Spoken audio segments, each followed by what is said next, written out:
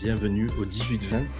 J'accueille donc aujourd'hui Nico de World's Awakening et Olshad du Olshad JDR Show, si je ne me trompe pas, hein, on est bien d'accord. Euh, c'est lui, oui, tout à fait, c'est eux en dessous.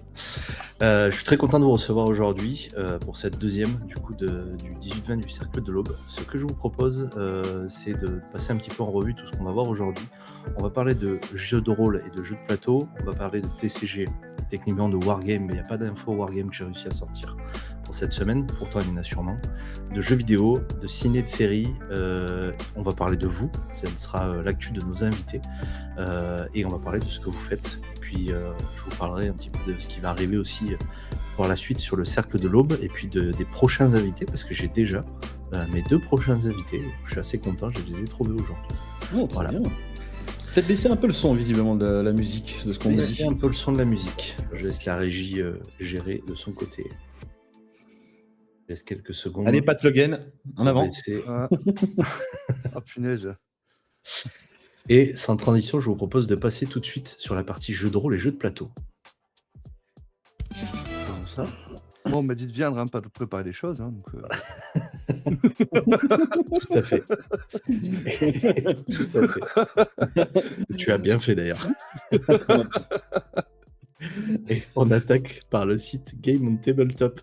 On va parler tout d'abord de Villeborn, la campagne participative qui est lancée sur la plateforme par l'éditeur Don't Panic Games afin de financer l'édition française du jeu. Ce jeu de rôle de fantasy sombre qui s'inspire du genre Noble Dark, où le monde est brutal et laisse malgré tout une place à l'espoir et à l'héroïsme. Les joueurs y incarnent des parias, des individus mi-humains, mi-monstres, rejetés par la société, mais recrutés par l'Empire pour lutter contre les créatures qui envahissent le monde. Rassemblés au sein de l'Ordre du Crépuscule, ils doivent défendre le royaume tout en maîtrisant leur héritage monstrueux. Le jeu met l'accent sur des récits initiatiques, le dilemme entre humanité et monstruosité, et les liens qui se créent entre compagnons face aux ténèbres. Alors je ne sais pas si vous avez eu le temps de voir, mais je crois que Olshad, oui, parce que je crois que tu en as parlé dans ton chat JDR Show. Vous avez eu le temps de voir la campagne, voir la DA du jeu. Moi, je la trouve superbe. Moi, j'adore tout ce qui est dark, Noble Dark et tout ça. Donc, franchement, je suis un peu amoureux de l'édition. Qu'est-ce que vous en avez pensé, si vous l'avez regardé, bien sûr? Moi, je ne l'ai pas regardé, donc ça va aller vite. Super. Non, mais c'est clair que les illustrations sont vraiment jolies. J'ai pas plus regardé que ça, donc parce que je sais qu'il y a un kit découverte, donc j'ai pas trop regardé parce que c'est un jeu auquel on va me faire jouer. Donc Ok. du coup, c'est vrai que je me suis pas spoilé ou autre. Mais voilà, c'est vrai que la maquette est très jolie. On a de très belles illustrations. En plus, le financement il cartonne. On est déjà à 293%. 14 635 € à l'heure actuelle qui ont été réunis. Donc voilà, 135 souscripteurs. Voilà, c'est plutôt bien. C'est plutôt honorable. bien. C'est vrai que le packaging est magnifique, en honorable. tout cas, de ce qu'on en voit là. Moi, ça me donne envie de l'acheter. Pas de le lire, mais de l'acheter, oui. Comme ça, je l'ai chez moi. C'est magnifique, ça décore. Non, vraiment très très beau. Et je vous invite à aller sur le site de Game on Tabletop et sur le site de Don't Panic Games. Donc effectivement, vous avez le Quick Start sur le site pour démarrer, et sur le site de Don't Panic Games, parce que vous ne l'avez pas sur le Quick Start sur l'autre, ou moi je ne l'ai pas trouvé, vous avez des fiches de personnages. Les fiches de personnages sont juste magnifiques. Enfin, en tout cas, c'est mon point de vue. Et j'adore les noms des classes. Je vais vous sortir ça rapidement. Il y a quels sont les noms des classes? Je les avais vus l'autre jour. Le chante-sang, donc c'est plutôt un espèce de chasseur vampirique.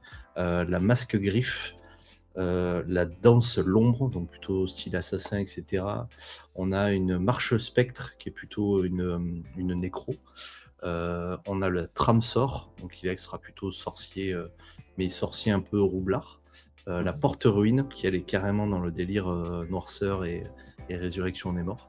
Le cherche nature, on est plutôt sur la personne proche de la nature qui va s'aider avec les animaux, etc.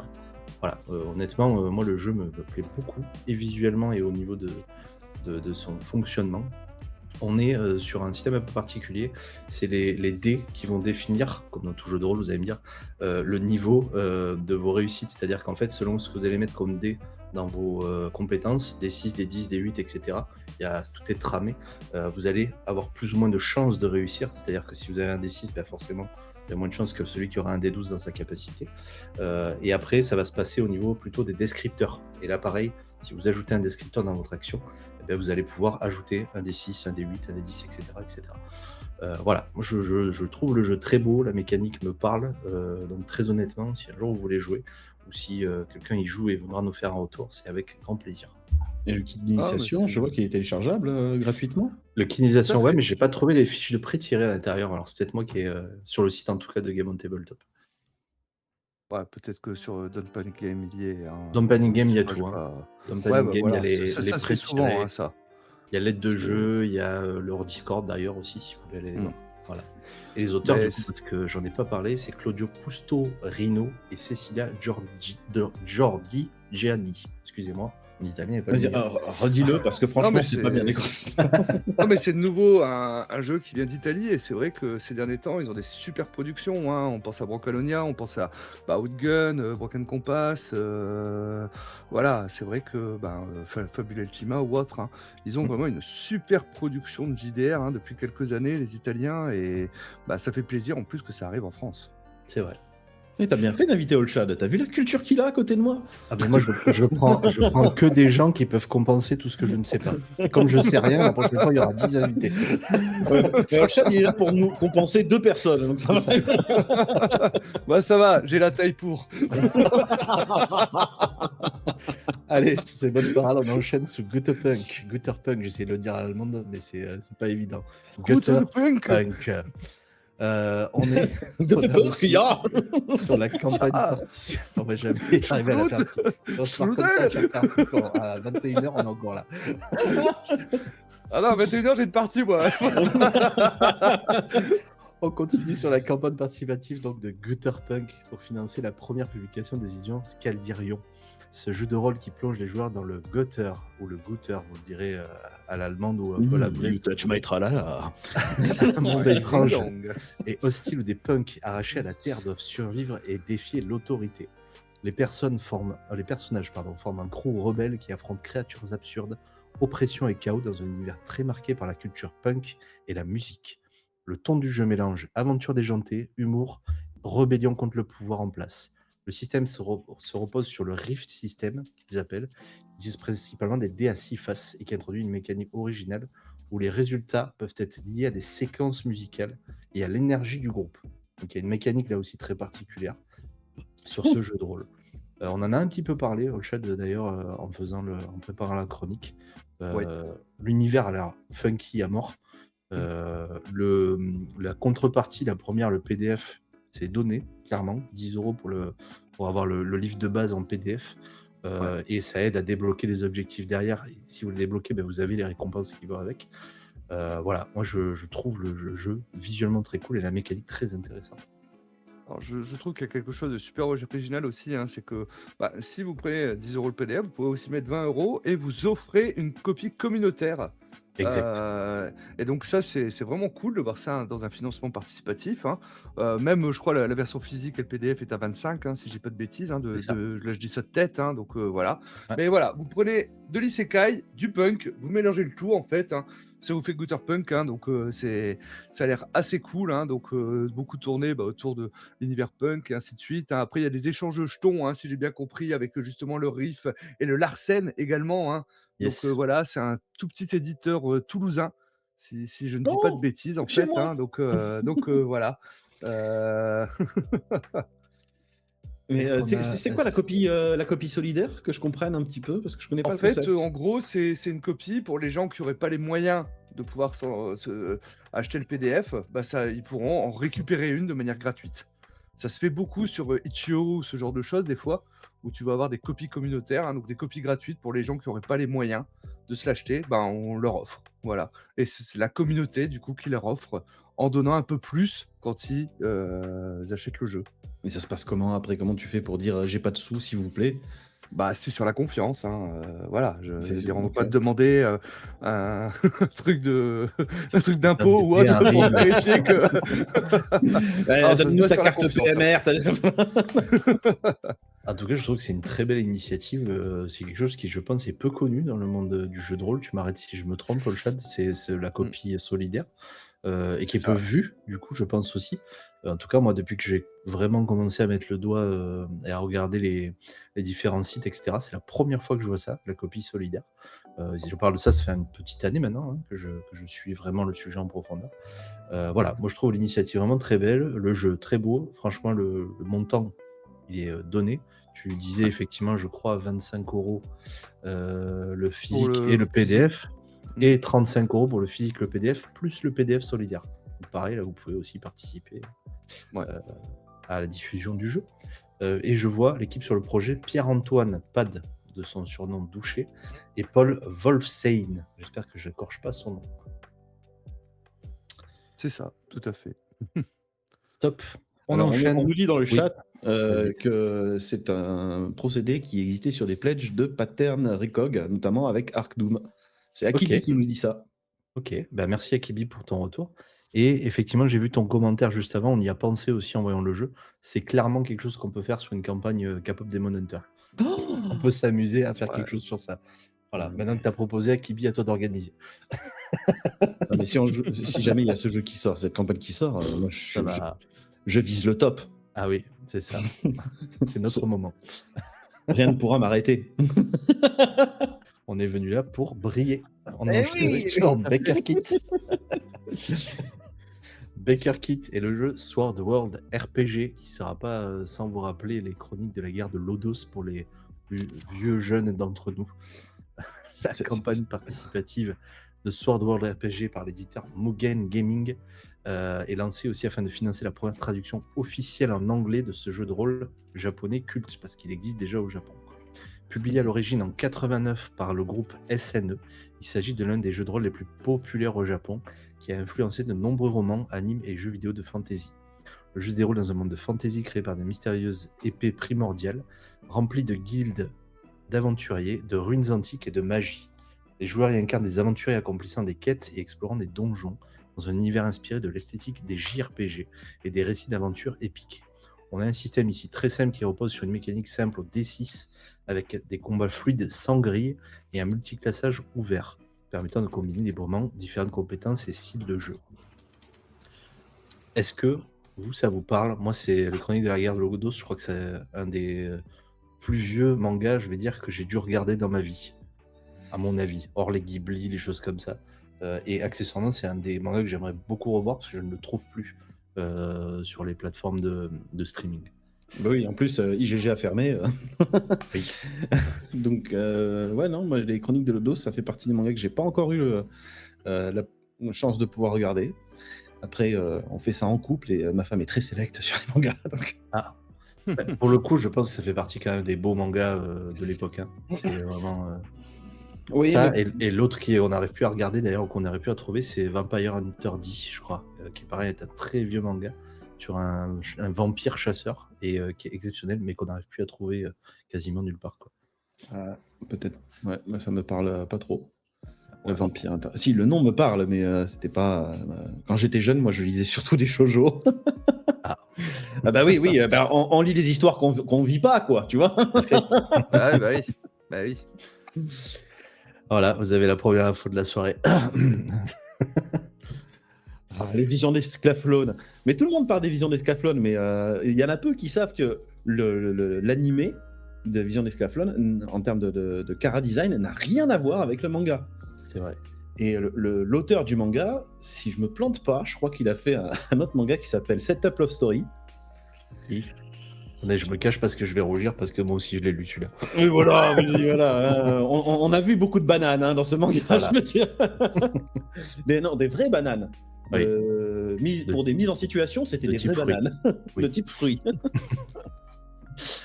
Merci pour ces infos. Je m'y attendais pas, mais merci. Sur le côté manga, Ouais. je suis là, tu vois. Ça Ok, ira. mais je vois. Hentai un peu moins, mais bon.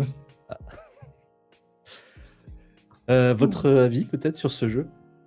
si vous l'avez vu passer. Bon, c'est du JRPG, je pense qu'il ne faut pas s'attendre à quelque chose de très différent de ce qu'on peut avoir d'habitude. Encore une fois, c'est un peu un remake, du moins une adaptation, je pense, des mangas connus et un peu dans la même trame de jeu.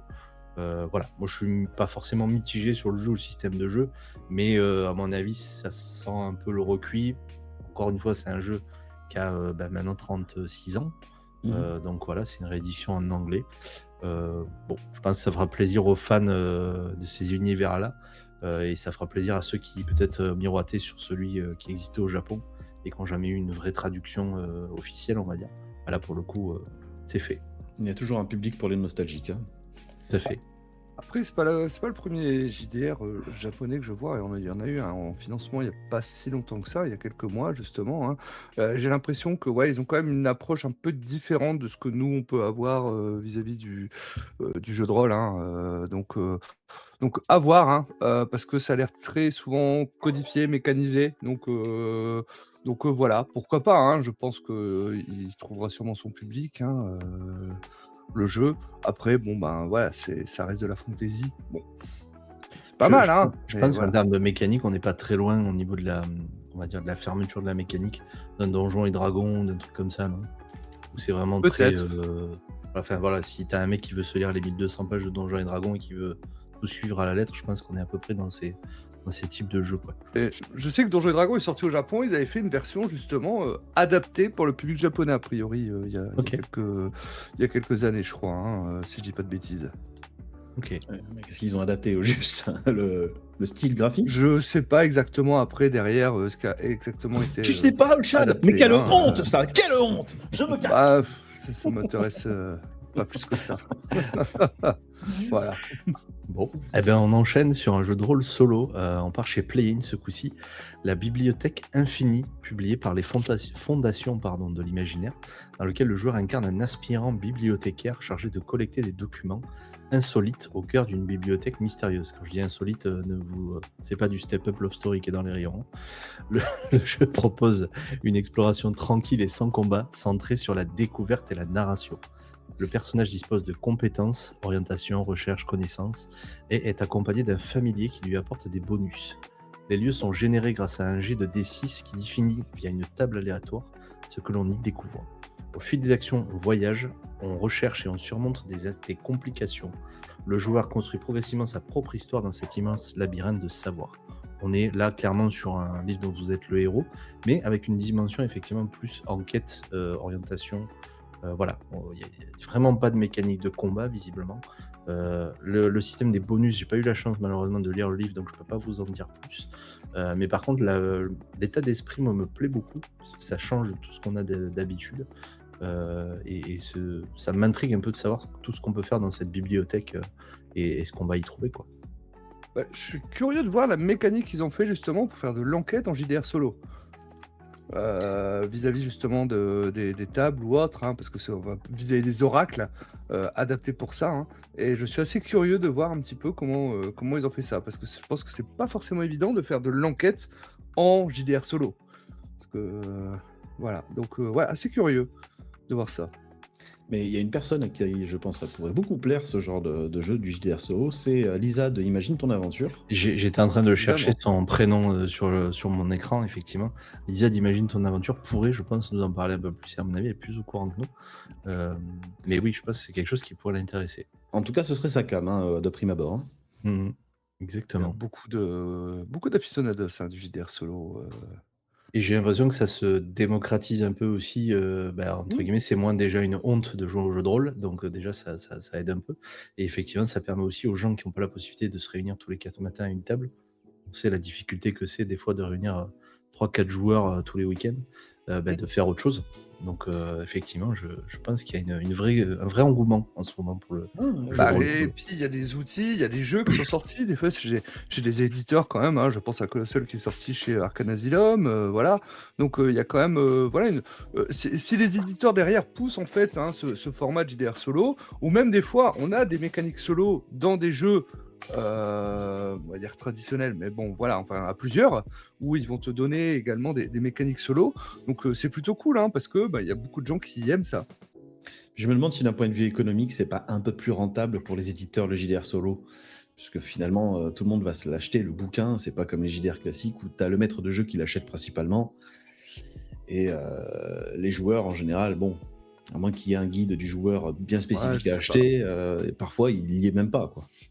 Bah, je pense que tu vas toucher un autre marché. Déjà, peut-être des gens qui ont envie de faire autre chose que du JDR, pardon, à plusieurs. Donc effectivement, tu vas toucher peut-être un quart du marché joueur en commun, on va dire. Et tu vas peut-être aller toucher des gens qui n'ont pas forcément la possibilité de se dire, ben moi, je m'achète le pledge complet d'un jeu, mais une fois que je l'ai à la maison, ben, je suis tout seul et je peux rien en faire. Et en fait, ça va s'arrêter là. Donc, je pense que c'est une bonne façon de mettre le premier pied, on va dire, dans le monde du jeu de rôle. Et comme tu disais, ben, peut-être aussi vers des gens qui n'ont pas l'habitude de jouer aussi ce genre de jeu. Parce que enfin, moi, personnellement, les livres dont je suis le héros, j'en ai joué il y a peut-être 10 ans, 20 ans, je pense, même 20 ans, oui. Maintenant, parce que j'ai quand même commencé à avoir des bornes. Et depuis, je n'ai plus touché un jeu de rôle solo. Donc, moi, honnêtement, c'est quelque chose qui m'attire, quoi. En plus, on change complètement de ce qu'on fait d'habitude avec les jeux boom boom où on se bastonne. Donc, en vrai, ça C'est ça. m'attire aussi. Mhm. J'ai eu l'occasion de faire après l'accident qui était assez cool. Hein, et voilà, donc de Gulix. Hein, donc, où on joue, ben voilà, il y a eu un accident et puis voilà, on joue après. Et les mécaniques sont vraiment sympas et il y a vraiment moyen de créer de belles histoires autour de ça. Et vous disiez que c'est un peu moins honteux de jouer au JDR maintenant, mais ça fait quand même, je pense, pas mal de temps maintenant que ça c'est rentré dans l'esprit qu'on n'est plus des vieux geeks dans les caves à jouer. Enfin, Bah, il y a encore un peu, enfin, il y avait encore un peu une chasse aux sorcières, je pense, il y a 4-5 ans de ça, même si les choses sont un peu délitées, hein. Il y a eu le film, j'allais dire Donjons et Dragons, mais oui, c'est Donjons et Dragons, l'honneur des voleurs, qui est oui. sorti entre temps. Il y a eu les rééditions, les nouvelles éditions de Donjons et Dragons et tout, mais ça reste encore un peu élitiste, ce monde du jeu de rôle, je trouve. On n'ose pas trop y aller, entre guillemets, dans ce monde du jeu de rôle. C'est en ça que je dis que c'est un peu encore une zone occulte pour certains et encore un peu moqué par le plus grand nombre, on va dire. Le jeu de rôle, ça reste quand même le mec enfermé dans sa cave, dans la tête de beaucoup de gens, et qui fait ça dans des pièces noires en sacrifiant des animaux, quoi. Peut-être encore dans un Encore esprit beaucoup. collectif, mais je sais pas. Moi, à chaque fois que j'en parle autour de moi du JDR, j'ai jamais ces réactions un petit peu vigilantes ou méfiantes. Ah, c'est quoi? etc. Non, c'est plutôt vif intérêt et bien souvent des gens qui aimeraient tester. Bah, Bon, je après, pense qu'il y a l'effet aussi Stranger Things, comme le dit justement Lima C'est dans, ça, dans le hein, chat. ouais, Stranger Things a carrément lissé le truc et a fait que ça a facilité l'intronisation. Mais c'est aussi pour ça que je te dis, ça fait 4-5 ans que ça s'améliore. Parce qu'il y a eu cette vibe Stranger Things qui, je crois, est là depuis 10 ans maintenant, Stranger Things, quelque chose comme ça. Donc ça a aussi facilité les choses de ce côté-là. on parlera pas du final. Hein. Non, on ne parlera pas des choses qui fâchent. Ah, On enchaîne chez la veille ludique. Ah, par contre, il serait intelligent de faire une édition de D&D spéciale Stranger Things. Ils l'ont fait. ils Elle l'ont existe fait. Hein. déjà. Non, tu déconnes, c'est où? Non, Si, non, si, là, ils ont fait une boîte. Il y a déjà plus de stock d'ailleurs, et oui, ils l'ont fait. Oui, oui, bien sûr. une boîte, si c'est juste de la déco, je m'en fous. Moi, je veux une campagne de ça. Non, c'est Non. une campagne de démarrage comme tu pourrais trouver sur la campagne de démarrage de Donjons et Dragons, en fait. Après, Mais si elle tu est veux aux jouer couleurs. une aventure comme Stranger Things, fais pas des dés qu'il faut prendre. Hein.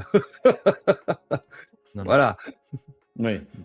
Oui, enfin bon, tu joues à D&D, mais dans Stranger Things. C'est cool. Ouais. Mais ça existe aussi parce que j'ai commandé les figurines, moi, des personnages de Stranger Things, mais les vrais, ceux qui jouent sur la table. Et il y avait un pack à côté pour jouer les personnages de Stranger Things que j'ai aussi commandé, mais qui n'est jamais arrivé. Il m'a été décommandé par le fournisseur aux États-Unis. Donc, j'aurais pas la chance de vous présenter ça, malheureusement. Tout ça, c'est la faute à Donald. Tout à fait. Il y a des chances que ça soit sa faute, mais comme j'ai reçu l'autre, bon, dans ma langue, c'était pas vraiment un problème de douane. La veille ludique avec Nautelon qui fête son 10e anniversaire avec une nouvelle édition. Dans ce jeu de cartes asymétriques, on a un groupe d'explorateurs qui s'écrasent sur la mystérieuse planète Artemia. Les joueurs incarnent soit les naufragés qui explorent différents lieux de la planète pour survivre, soit la créature qui tente de les traquer et de les assimiler à la biomasse d'Artemia. Les naufragés utilisent des cartes lieu et survie pour échapper à la traque et tenir jusqu'à l'arrivée des secours. De son côté, la créature dispose des cartes traque et du pouvoir de la planète pour anticiper les déplacements et piéger les survivants. La partie devient ainsi un jeu de déduction et de bluff où chaque camp tente de deviner les actions de l'autre pour l'emporter. On est un petit peu à cheval sur du jeu de rôle et du jeu de plateau en même temps. C'est pour ça que j'ai trouvé l'information intéressante. Est-ce que vous avez regardé un petit peu ce que ça donnait? Pas Pas du du tout. tout. Vraiment, on est sur un jeu un petit peu comme on avait. Il y a eu une salve de jeux vidéo là où on a le chasseur qui poursuit les autres joueurs. Voilà, c'est clairement un système dans ce style-là. J'ai pas forcément regardé comment ça se jouait dans sa mécanique. Par contre, j'ai vu les 2-3 visuels qui sont présentés, mais c'est très pauvre pour l'instant. Donc j'attends d'en savoir plus. En tout cas, la boîte est vendue actuellement chez Philibert. Il y a des extensions. Et on est bien effectivement sur une réédition, hein, un truc qui existe déjà depuis un moment. Ça fait un tout petit plateau en ligne avec des points, des cases pour se déplacer et par contre énormément de cartes avec une très belle direction artistique dessus que moi j'aime beaucoup, qui rappelle pratiquement du Magic, hein, dans son design et tout. Voilà, j'ai trouvé ça très joli, très sympa et effectivement comme c'est leurs 10 ans, j'ai estimé que c'était cool d'en parler et de savoir qu'il faut une réédition. Ok.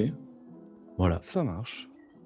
On enchaîne avec le festival de Kaisersberg, le festival du jeu de rôle qui revient le 9 et 10 mai 2026 pour sa 20e édition, transformant la ville alsacienne en véritable terrain de jeu dédié à l'imaginaire. Pendant tout un week-end, les visiteurs pourront découvrir des centaines de parties de jeux de rôle, de jeux de plateau, des animations de rue et un marché rôlistico-fantastique. Je n'aime pas trop le terme, mais voilà, c'est celui qu'on a choisi pour aujourd'hui.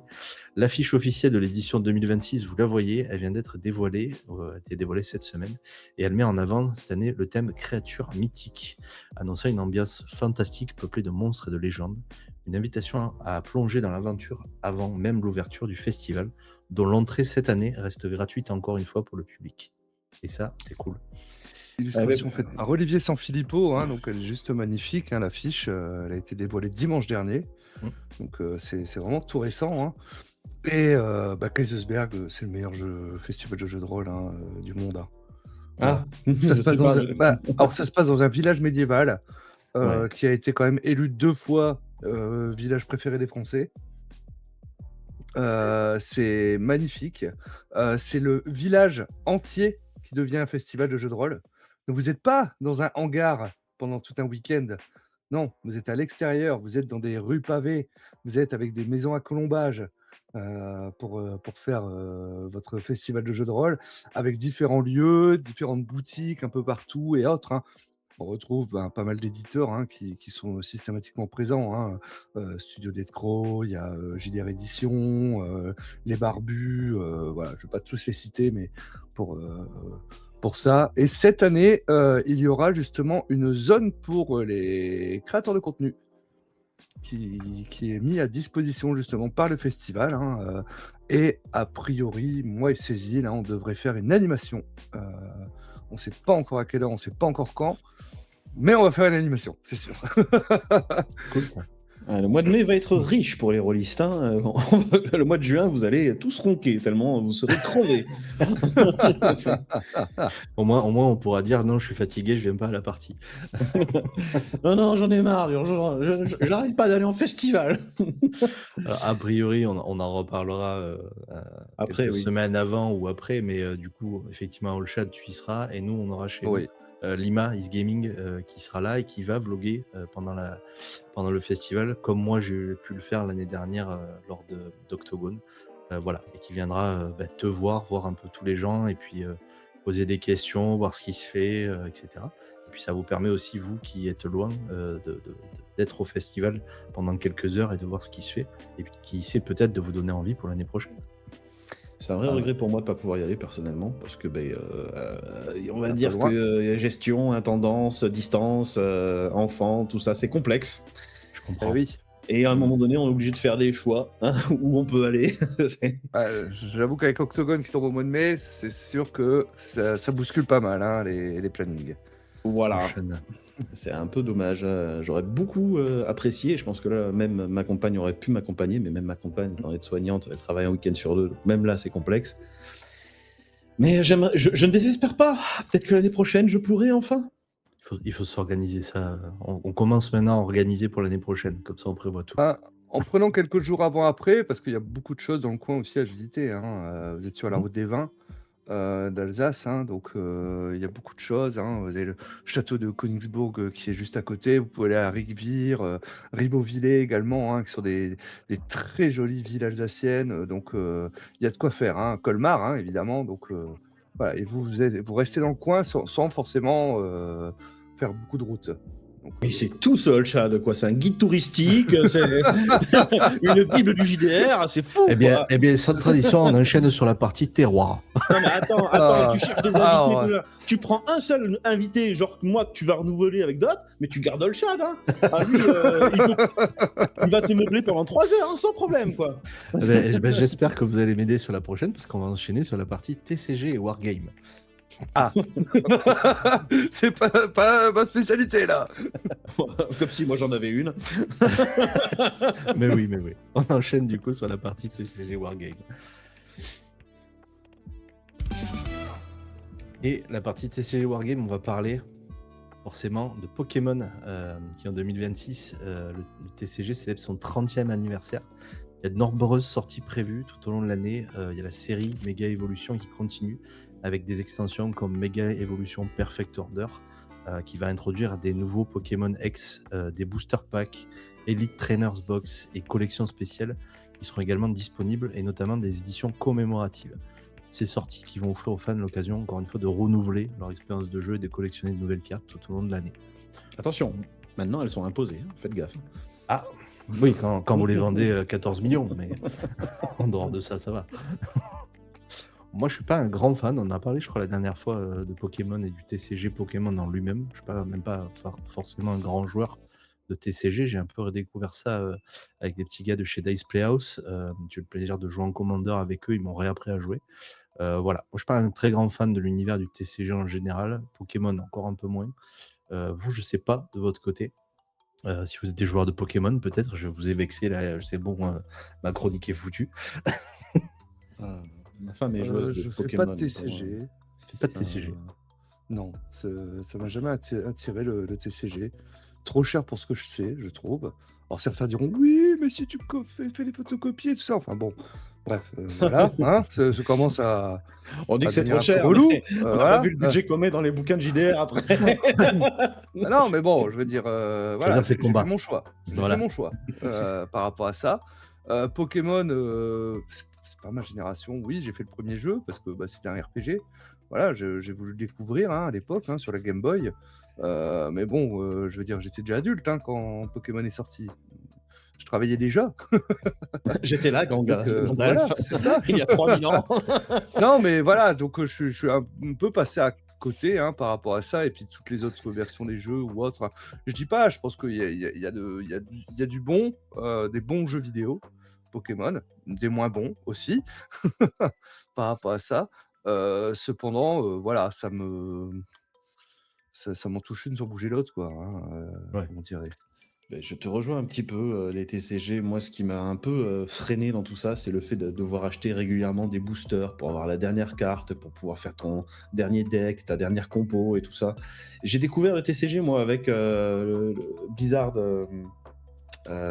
Oui, avec Magic. Non, Non, Hearthstone. Hearthstone. Merci. Ce qui est assez proche de Magic, d'après ce que j'ai compris, hein, mais j'ai compris où était l'addiction, puisque je l'ai eu quelque temps.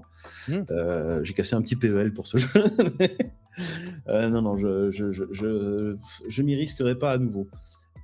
Parce que c'est juste un puits financier, quoi. Et qui en plus est obligé de se renouveler si tu veux toujours être à jour, si tu dois faire des concours, jouer avec des potes. Bon, celui qui a mis un peu plus de thunes peut gagner, et c'est ça qui me gêne un peu dans cet état d'esprit. Après, je sais qu'il y a des compètes où on t'impose des decks et qui du coup fait que ça se passe un peu plus équitablement. Équilibré. Ouais. Effectivement, j'ai ouï dire les prix des decks des gens avec qui j'ai pu jouer et l'argent qu'ils ont mis à l'intérieur. Quand on m'annonce qu'on a des decks à 750 €, ce qui me semble moi déjà aberrant, voilà, et qui me disent non, c'est un deck pas cher. Mais Oui. t'as des PlayStation 5 à ce prix-là. Oui, t'es d'accord, quoi. Bon, après, sur pareil, t'es passionné. Nous, c'est le jeu de rôle, d'autres, c'est le TCG. Ah non, mais voilà, on va pas C'est juger. pas un jugement, mais voilà, c'est peut-être un univers sur lequel je suis moins passionné. Bender, lui, pour le coup, est un très très grand joueur de Mais après, je TCG. comprends. je comprends l'impact que ça peut avoir chez les gens. C'est pas pour autant que ça m'a impacté de la même façon, mais je comprends tout à fait qu'on puisse avoir Mmh. une passion et quelque part une forme d'addiction avec ça. D'ailleurs, c'est un peu le but recherché par les commerçants, hein, Bah enfin, oui, les bah, c'est éditeurs. ça, parce que tu as le côté, loot box, hein, quand tu achètes ton Totalement. voilà, hein, et puis on le sait maintenant, les loot box, il y a une addiction. Oui, et pas que sur les Voilà. TCG, hein, sur les jeux aussi, quand tu as les magasins avec les loot box où tu payes 3 balles, 5 balles ta loot box et que là tu enchaînes et tu vite à 300 balles de loot box. Non, ça sent pas le vécu. Voilà. Voilà. Et ben, la continuité de ça a été les jeux gacha, hein. Moi, Oui. j'ai Mmh. joué à un jeu gacha pendant un bon moment, c'était Sensei Awakening, donc les Chevaliers du Zodiac. Ah ouais, j'ai payé. À un moment donné, j'ai payé et je jouais comme un taré et j'adorais ce jeu. Mais du coup, je ne juge absolument pas les autres quand ils vont aussi bien dépenser leurs étrennes de Noël là-dedans. Je comprends. C'est une erreur, mais je la comprends. Allez, on enchaîne avec une info Donjons et Dragons. Du 1er au 5 mars, s'est tenue la Gamma Expo, organisée par The Tabletop Game Association à Louisville. J'espère que vous avez apprécié mon accent. Dans le Kentucky, aux États-Unis. À cette occasion, Wizard of the Coast a annoncé le planning de sortie de Donjons et Dragons pour 2026 via une structure dite saisonnière. Parmi ces sorties, on va trouver Ravenloft The Horrors Within, l'expérience horrifique qui arrivera le 16 juin et qui conclura la saison dite de l'horreur qui débutera en avril. Celle-ci proposera aux joueurs un deck de Taroka. Alors pour ceux qui ne connaissent pas Taroka, c'est un deck divinatoire dans le jeu. Un écran de maître du donjon sur le thème de The Horror Within ou encore des événements en lien avec le jeu. Là aussi, c'est... alors, moi, je l'ai mis dans le TCG. C'est un deck que vous pouvez jouer autant en partie de jeu de rôle. Vous pouvez être un personnage qui est j'allais dire divinatoire, mais j'arrive pas à trouver le terme. Un devin, voilà, tout simplement. Et qui, au lieu d'avoir peut-être une boule de cristal, etc., pour deviner l'avenir, va le faire en tirant les cartes du deck de Taroka. Je vous invite à regarder les cartes du deck de Taroka parce que c'est vraiment très beau au niveau graphisme et DA. Et vraiment, essayez peut-être un jour de l'intégrer à vos parties. Voilà, c'est pas forcément un TCG au sens où on l'entend. Il y a toute une gamme divinatoire quand vous tirez les cartes, etc. D'ailleurs, elle est disponible, je crois, parce que ça avait été traduit en français, donc il y a toute la gamme qui est disponible sur Internet. Il y a une Dropbox qui traîne quelque part. Voilà, mais honnêtement, je vous invite à le regarder parce que c'est vraiment très très beau. Est-ce que vous avez déjà utilisé ce genre de support dans vos parties de jeux de rôle? Pas encore. J'ai Non. un deck de tarot stylisé aussi. Je me dis peut-être un jour, je viendrai à l'utiliser. Mais ça ne m'est encore jamais arrivé. Ça, c'est une mécanique pas facile à intégrer, hein, tirer des jeux de tarot, des choses comme ça, et d'avoir le jeu de rôle, entre guillemets, entre le MJ et le joueur qui a envie de jouer ce genre de personnage, ou même pour le MJ d'intégrer ce genre de personnage. Je trouve que c'est pas évident d'ajouter cette partie un peu de hasard, de vin, etc. dans les parties de jeu, quoi. Mais dans la dernière série de Critical Role, Critical je Role, crois, ouais, ouais. le puissant Nine, Ouais. Mighty Nine, mais tu as un des persos qui justement a ce côté un peu divin et qui fait ça avec ses cartes. Donc je me demande si en fait tout simplement il faudrait pas commencer à maîtriser le côté un peu divinatoire qu'on peut avoir de base avec les jeux de tarot et puis essayer de l'appliquer dans le jeu, ce qui fait un petit mélange d'univers, ce qui pourrait être sympathique. Bon, On après, va passer, tu vois que les prédictions que tu fais, c'est pour ta vraie gueule, c'est pas pour ton bah, perso. c'est ça. La mort. Ça va être compliqué. Ça va être compliqué ce soir en temps. Mmh. Je sais qu'il y avait un deck comme ça. Alors, je veux pas dire de bêtises, le deck aux merveilles ou le deck aux 12 merveilles, quelque chose comme ça, je crois, chez Donjons et Dragons, où en fait, tu avais des cartes qui étaient associées à des pouvoirs qui se déclenchaient, un peu façon carte de clos à la Sakura carte Captor, Mhm. où les pouvoirs se déclenchaient. Alors, je crois, tu pouvais invoquer un chevalier qui venait combattre avec toi, ou alors d'un seul coup, tu perdais la totalité de ton équipement qui était sur toi. Et en fait, tu avais ces 12 cartes que tu peux utiliser pour la totalité de ta campagne, tu les trouvais par chance, hein, qui en fait faisaient partie d'un tarot plus gros, mais tu ne retrouvais que 12 cartes. Et tu pouvais au hasard tirer les cartes au dé et tirer potentiellement quelque chose de positif ou de négatif. Je trouvais l'idée pas mal déjà de base, mais alors là, la partie divinatoire, arriver à la gérer en jeu de rôle, pas plus compliqué, je trouve. Bah, surtout que les MJ ont déjà quand même beaucoup de charge mentale à gérer. Ouais. Alors si en plus ils doivent gérer un côté divinatoire, Prédiction. random et ainsi de suite, voilà. Après, si c'est votre truc, hein, je pense que ça peut être sympa. Faut pas que ça casse le rythme non plus d'une partie. Mais il peut y avoir un côté pas mal, justement, peut-être pour des choses. Si vous avez un peu de mal à improviser, utiliser un musée oracle, ça peut être une bonne chose, justement, par rapport à ça, Mm. pour avoir un rebondissement, ou ce genre de choses, hein. Mais je pense qu'il ne faut pas s'enfermer dans cette mécanique, hein, et puis si à un moment ça colle pas, ben, c'est pas grave, on prend Mais pas. côté jeu de cartes, moi, à choisir, je préférais encore prendre des decks du scénarurgien pour faire la création de scénarios qui sont pour moi beaucoup plus intéressantes, côté MJ en tout cas, à utiliser quand tu es un petit peu en panne d'inspiration ou tes joueurs ont un peu dévié, tu dis mais qu'est-ce que je peux leur mettre sur leur gueule et puis ça peut t'aider quoi. C'est C'est pour ça. ça que je parle de Musée Oracle, hein. Musée Oracle, c'est un peu la même chose, mais qui a été fait avant. Oh là là là Heu, là voilà, Oh là là, donc le scénarurgien est un mais copieur. Ouh. c'est pas ce que je dis, c'est pas ce que je dis, et je juge absolument pas la qualité de ce qu'a pu faire le scénarurgien parce que je connais pas son deck, hein, je ne l'ai pas. Mais par contre, je sais que voilà, Musée Oracle en fait, hein, tu n'as pas que ça parce que tu as aussi des jets de dés, tu as aussi des rebondissements, enfin tu as beaucoup de choses sur la carte en elle-même, tu as énormément de choses même sur les bords et autres, hein, donc voilà. Ok, Ok. ok, ok. Messieurs, on enchaîne sur la partie jeux vidéo, si ça vous va. Allez, Allons-y. C'est parti, jingle. ne bouge pas dans le jingle. On enchaîne du coup sur la partie jeux vidéo et on va attaquer, alors vous le direz comme vous voulez, mais moi je le dis un petit peu de façon pompeuse, par 1348 ex-voto, 1348 ex-voto, qui est sorti le 12 mars, développé par le studio indépendant Sedlo, j'espère que je le dis correctement. Vous incarnez Aeta, une jeune chevaleresse errante, et vous vous aventurez au cœur d'une Italie médiévale tourmentée.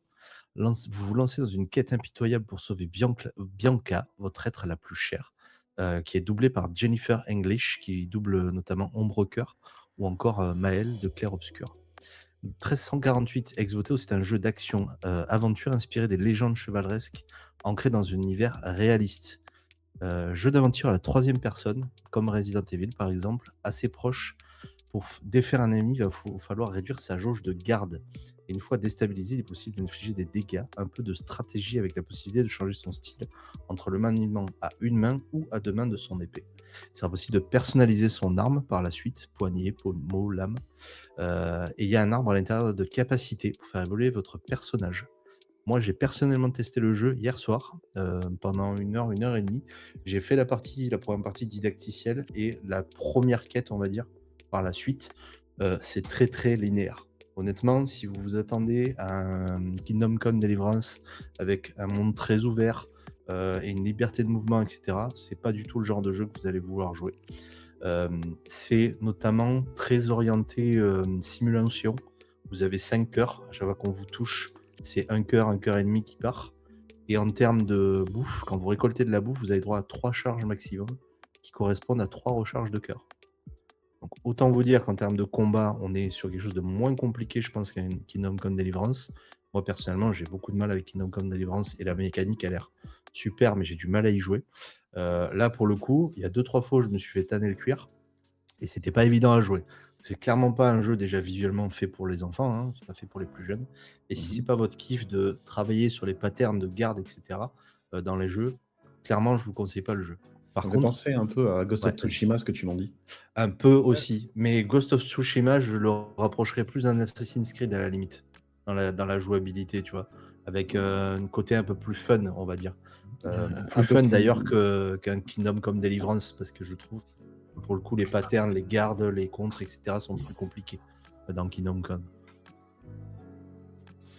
Oui, bah écoute, de Kingdom Come, j'y ai pas joué, mais je pense que c'est juste parce qu'il manque un petit côté pour moi un peu fantastique dans le jeu.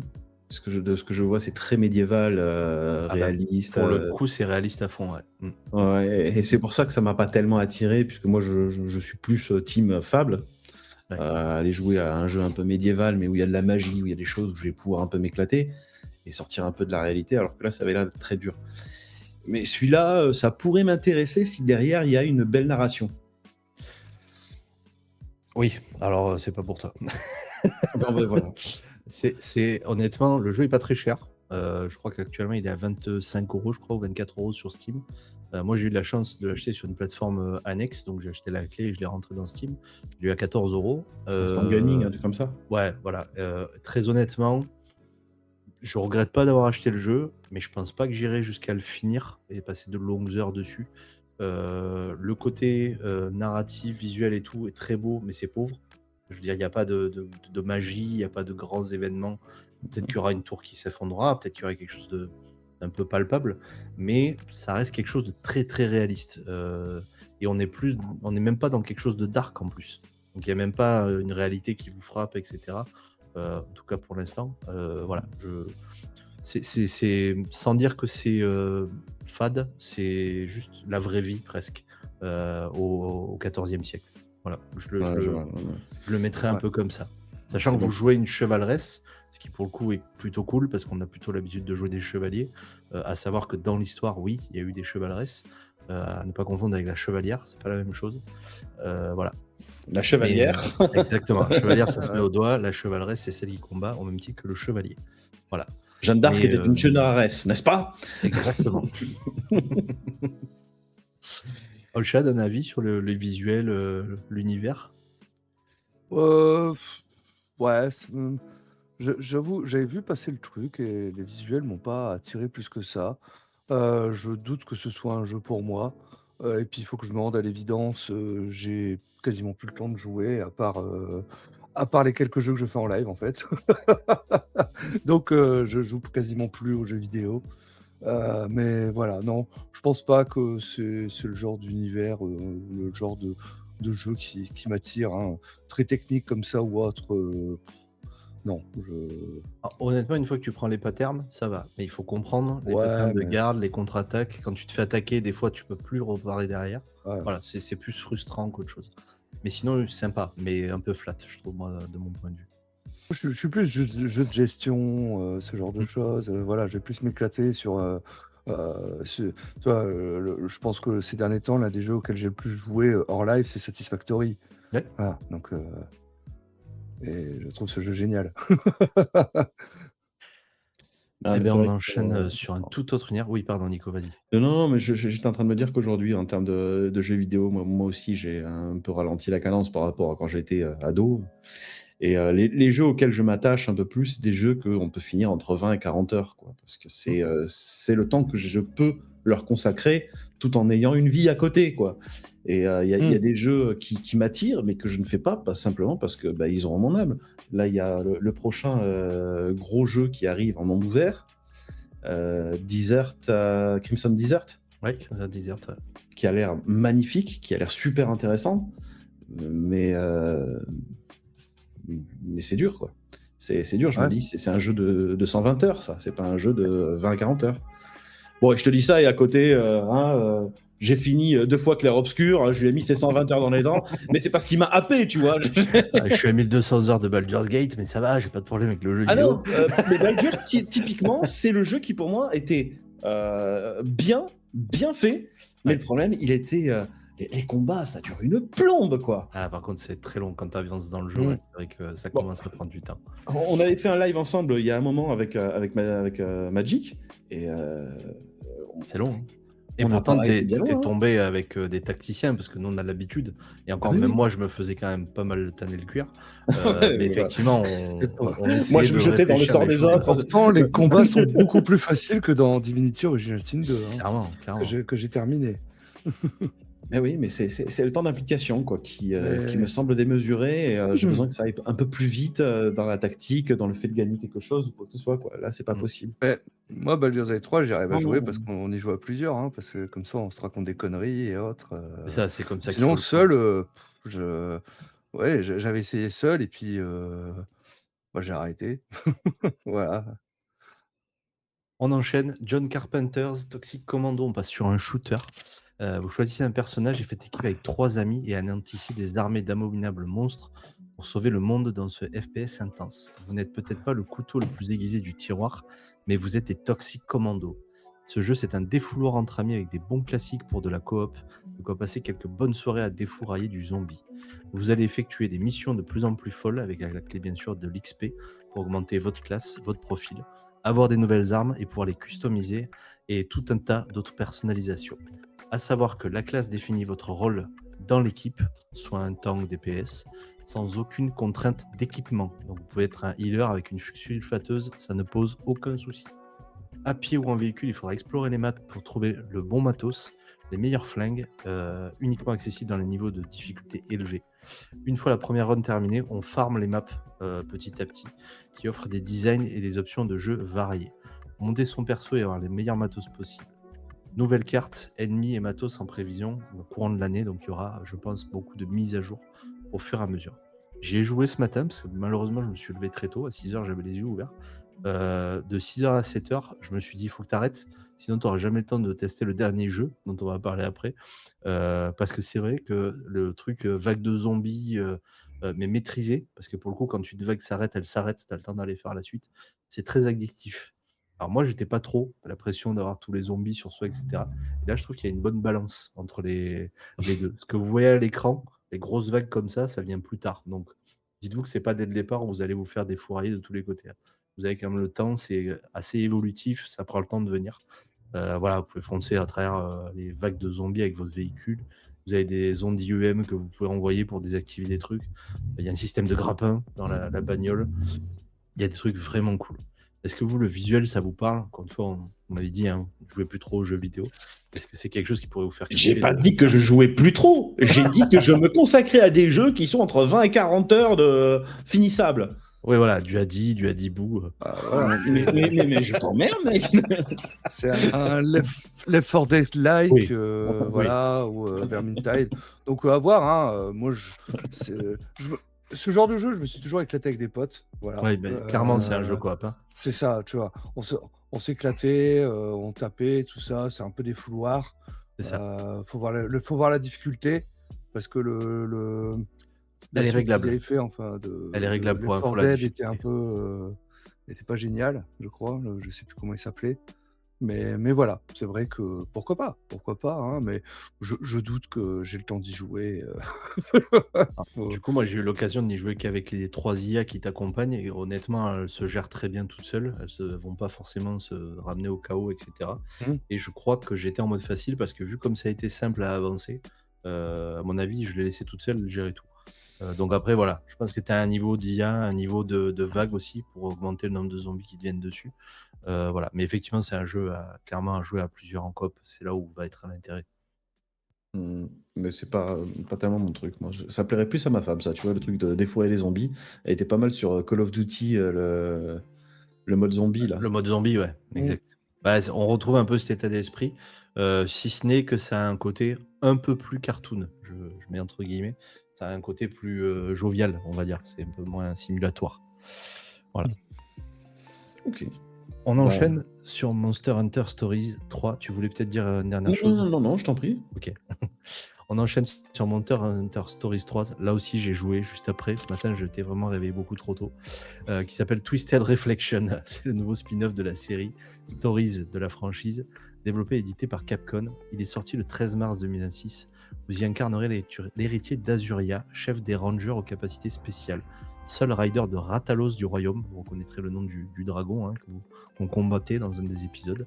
Alors que le monde est menacé, vous serez amené à partir en quête de vérité dans les terres interdites au-delà du méridien nord, en compagnie de plusieurs compagnons, Eleanor, la princesse de Vermeil, entre autres.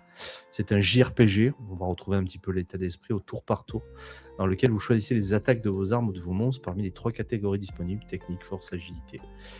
Système de jeu qui fonctionne comme la mécanique de pierre-feuille-ciseaux à l'intérieur, hein, donc c'est celui qui est le plus fort qui va gagner le droit d'attaquer par rapport à l'autre. Si tout semble être un jeu de hasard pour les nouveaux venus dedans, vous verrez rapidement que les monstres utilisent une mécanique lorsqu'ils sont calmes et une autre lorsqu'ils sont enragés. Ils changent carrément d'état et de façon de combattre. On n'est pas vraiment sur une adaptabilité d'IA, on est vraiment sur des patterns là aussi. Mais en fait, les patterns se déclenchent avec une certaine logique et il faut trouver dans quel mode du pierre-feuille-ciseau ils se sont mis pour pouvoir contre-attaquer le premier. Voilà. L'objectif ici, c'est de connaître et de mémoriser les types de vos adversaires afin de pouvoir contrer leurs attaques et leur infliger des dégâts les plus lourds possibles. Vous pourrez personnaliser votre armure, vous pourrez personnaliser les couleurs de votre armure. C'est assez fun. J'ai joué ce matin, c'était la démo malheureusement. Du coup, c'était quand même relativement linéaire dans ce que j'ai joué ce matin, mais le monde a l'air d'être un monde ouvert. Parce que j'étais bloqué par des murs invisibles où on me disait que je pouvais pas aller. Par contre, vous n'êtes pas dans un monde ouvert aux 4 vents, c'est-à-dire que quand vous allez vouloir passer d'une carte à une autre, il faut appuyer sur A sur le bord de la map pour pouvoir passer à la map suivante. Voilà. On est sur un visuel très manga, hein, on va pas se mentir sur celui-là. Et vous retrouverez plutôt l'esprit d'un Final Fantasy avec le combat au tour par tour, les maps quand on passe d'un couloir à un autre pour aller d'une map à une autre. Voilà. Honnêtement, très sympa, mais moi je regrette le système un peu plus nerveux des précédentes éditions de Monster Hunter. Encore une fois, on est sur la ligne Stories, hein, donc c'est ce qu'ils font. Mais je regrette un peu le côté où on allait vraiment attaquer le dragon. Là, vous le tapez, ça déclenche la scène où vous allez vous retrouver en combat au tour par tour. Ça manque un peu de punch, à mon sens. Est-ce que vous avez joué à Monster Hunter? Est-ce que vous avez eu l'occasion de tester la licence une fois ou pas du tout?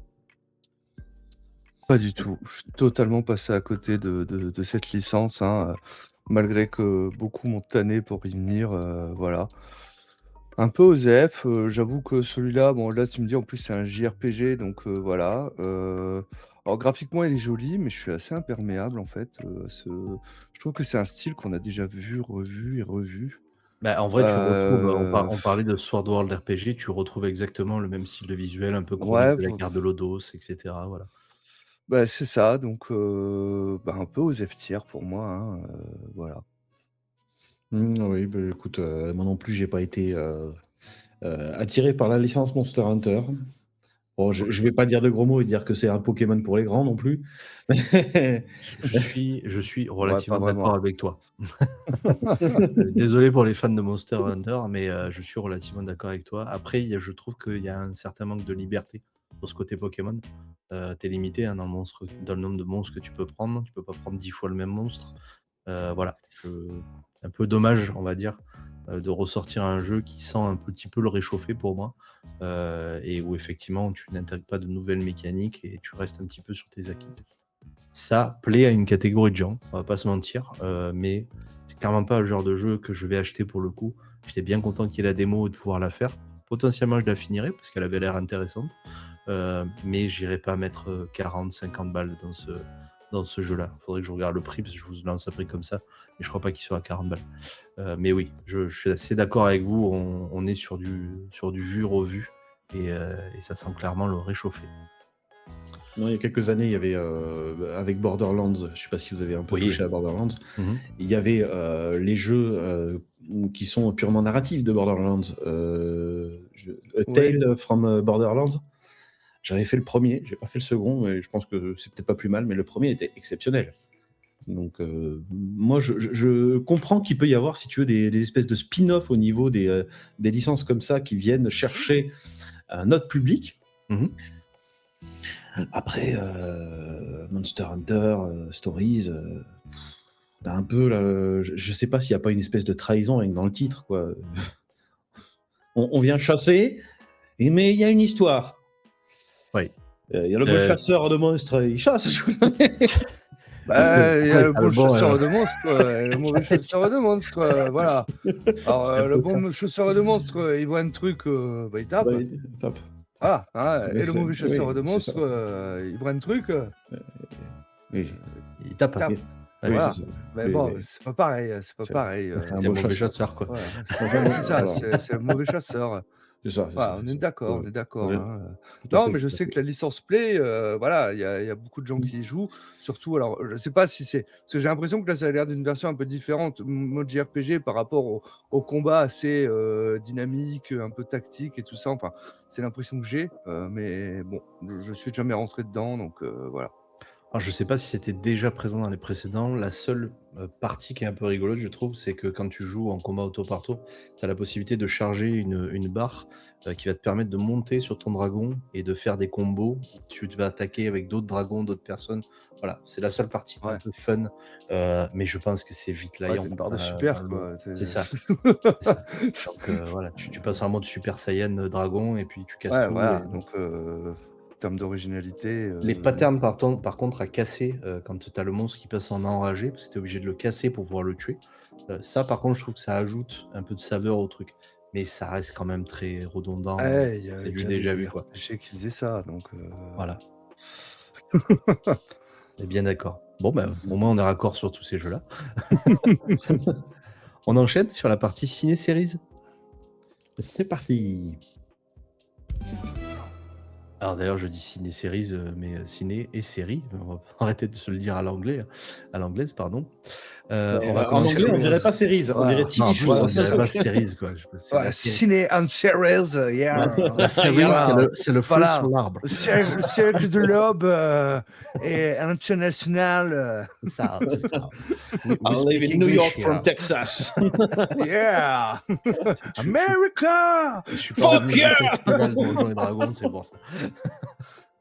Allez, on attaque par la première news. Je vais vous présenter Planète, qui est un film d'animation de science-fiction réalisé par Momoko Seto, coécrit avec Alain Lérac, sorti en France le 11 mars, donc c'était cette semaine. L'histoire va suivre 4 akens de pissenlit. Les akens, vous savez, c'est la petite tige blanche qui vole dans les airs, projetés dans l'espace après la destruction de la Terre et qui tentent de trouver une planète habitable tout en affrontant un environnement hostile. Ce film, accessible dès 8 ans, se distingue par son expérience visuelle et sonore poétique. Désolé, la vidéo est sans son pour qu'on puisse parler. Sans dialogue, qui met l'animation 3D et prise de vue artistique. Présenté à la semaine de la critique du Festival de Cannes 2025 et récompensé à Annecy 2025, il a été salué pour sa sensibilité et son traitement original des thèmes comme la survie et l'adaptation. Graphiquement, je le trouve très poétique, très très beau. Alors, faut aimer passer 1h30, 2 heures à voir des akens se balader dans l'espace, hein. On est d'accord que ce n'est pas pour tout le monde, mais je trouve qu'il y a des scènes et des visuels au niveau de la 3D et tout qui sont fantasmagoriques. On a presque l'impression qu'on est sur une image réelle, quoi. Ça peut être quitte ou double pour moi. C'est soit je vais accrocher direct et je vais voir le truc jusqu'au bout et ça va être génial. Soit Je vais ça- m'endormir devant. Ouais, c'est voilà. ça, hein. Mais- En tout mais- cas, moi, personnellement, je salue le travail sur la 3D parce que je le trouve superbe. Ça a l'air super joli, hein. Et oui, mais il faut saluer un petit peu le fait de prendre à revers les habitudes de nous, hein, Mhm. de nous téléspectateurs. Non, je trouve ça très très bien qu'il y ait un peu ce genre de coup de fraîcheur dans le monde du cinéma. Donc je vais pas du tout cracher dessus, je pense que je vais m'y intéresser. Je regarderai et je vous dirai si si j'ai passé une bonne nuit ou pas. Mais voilà, je doute d'aller le voir au ciné. Alors, je vais peut-être pas le voir au ciné, mais voilà. s'il sort potentiellement sur un truc de stream arrive ou sur- quoi, Ouais, avec voilà, plaisir. pareil. Franchement, je le regarderai Pareil, avec je me laisserai plaisir. tenter. Je me Mhm. laisserai Mhm. tenter. En tout cas, la 3D est superbe. Moi, je trouve le Mhm. taf fait dessus. Ouais, non, graphiquement, c'est joli, ça a l'air très poétique et tout ça, donc c'est à double tranchant, hein, mais bon, après, on est des vieux, hein, donc ouais, on s'endort devant le Tour de France, donc voilà, hein, un C'est- film c'est comme ça. ça, fatalement. Je m'endormais devant le Seigneur des Anneaux, moi. Bon, en même temps, le début, c'est normal, hein. Mais Non, ça- non, le on pire, c'est les s'endormit deux pendant tours, la hein. scène des 2 tours, j'allais dire. Trop longue cette bataille, 45 minutes en putain. même temps, forcément. Ah, ça compte quand même que pour un, mais bon, hein, ça fait 2 heures qu'on regarde, nous. c'est ça. C'est ça. Mais bon, le film a l'air quand même magnifique. Voilà, Ouais. moi, personnellement, quand ça passera en streaming, je vais aller regarder. Peut-être que je vais être forcé à aller au cinéma aussi. La suite de l'histoire vous le dira. Ah, tu nous Ouais, diras. voilà. Comme je t'ai dit, quitte ou double, ça peut être 100% d'un côté ou de l'autre. Mais curieux, vraiment curieux. On enchaîne sur Scarlett et l'Éternité, un film d'animation dramatique japonais. Alors pour le coup, on a beaucoup de productions japonaises et asiatiques en ce moment. Réalisé et scénarisé par Mamoru Hosoda, attendu en salle en France lui aussi le 11 mars, donc il est aussi sorti. Ça raconte l'histoire de Scarlett, une princesse médiévale experte en épée, dont la quête de vengeance après l'assassinat de son père l'a conduit dans un étrange pays des morts. Là, elle va rencontrer un jeune homme venu de notre époque qui l'aide à dépasser sa colère et à remettre en question sa soif de vengeance. Cet animé est inspiré d'œuvres majeures comme Hamlet, Jeanne d'Arc, La Divine Comédie, Le Petit Prince ou encore Le Roi Lion. Le film, il mêle action, émotion et réflexion introspective sur la haine, le pardon et la quête d'un sens à la vie. Avec un style visuel ambitieux, parce que vous on pourra là aussi reconnaître le travail sur le graphisme, alternant une esthétique 2D et des éléments en 3D, signé Isido Shizu. Après un peu plus de 4 ans, la sortie de Belle, relecture flamboyante du mythe de La Belle et la Bête sur fond de monde virtuel, de cyberharcèlement et de violences domestiques, Scarlett et l'éternité est un film porteur de messages forts, nécessitant plusieurs visionnages pour en comprendre les différents niveaux de lecture. La distribution française comprend Mana Ashida, Masaki Okada et Masashika Ichimura. C'est une distribution française, mais c'est des personnes avec des origines asiatiques, vous l'aurez compris. Voilà, visuellement, moi, j'ai trouvé très beau. La promesse, là aussi, a l'air vraiment sympathique. Pour le coup, je pense que c'est un truc que je pourrais me laisser tenter d'aller voir au cinéma. Là, on est sur une histoire, on est, je pense, sur de l'action, au moins en partie, et des très beaux visuels aussi, vous l'avez pu le voir pendant la bande-annonce. Qu'est-ce que vous en pensez de ce petit C'est joli, ça s'éloigne un peu du style manga c'est vrai. et du coup, bah, c'est pas mal, hein, ça apporte quand même un peu d'originalité parce que sinon tout se ressemble.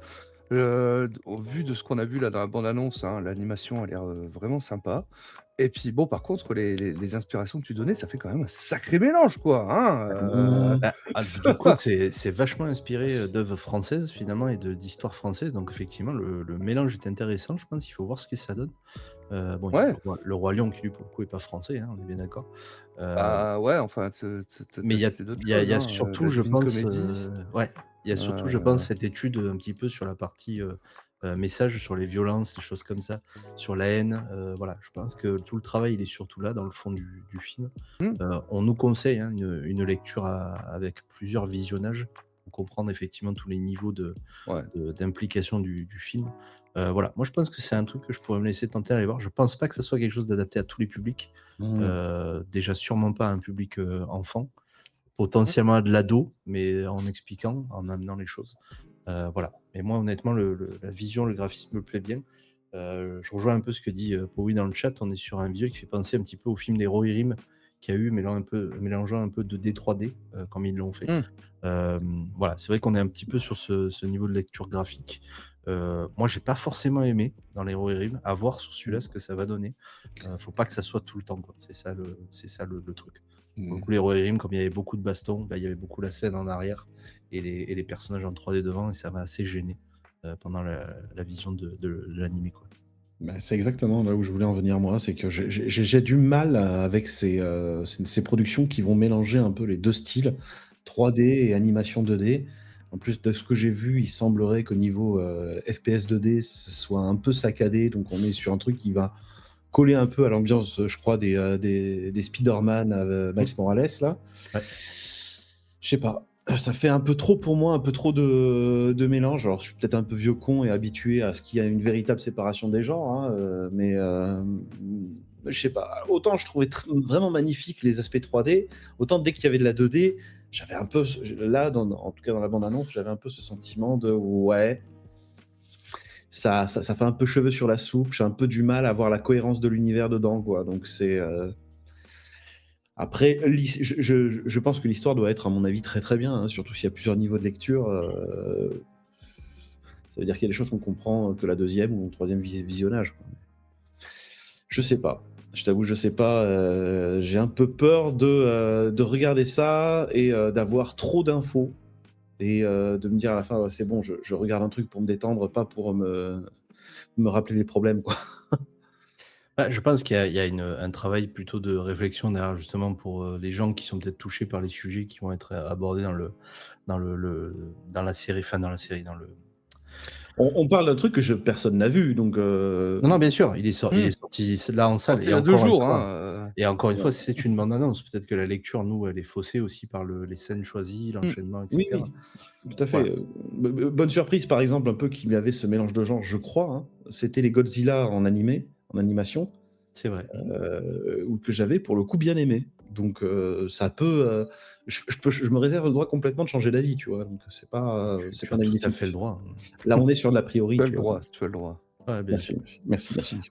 Ouais, ouais. Mais moi, je suis d'accord avec toi, ce genre de visuel 2D, 3D avec les FPS de la 2D derrière qui sont un peu saccadés. Voilà, ce visuel me gêne moi, depuis Spider-Man, hein, on va pas se le cacher depuis le début, hein, ça a été un des premiers à le faire. Voilà, moi, c'est pas quelque chose que j'aime visuellement. À voir. À voir. Dans Spider-Man, au départ, j'ai eu du mal et puis après, je m'y suis fait. Ça passe. Voilà, mais il Mais y a l'Hero tout Rim, le moi, l'Hero Rim, j'y suis pas arrivé du début à la fin, hein, je l'ai dit, hein, c'est dommage truc tout du le long. Seigneur des Anneaux là, le Ouais, passé là, ouais, du gouffre de Helm, tout ça? ouais. J'ai vu.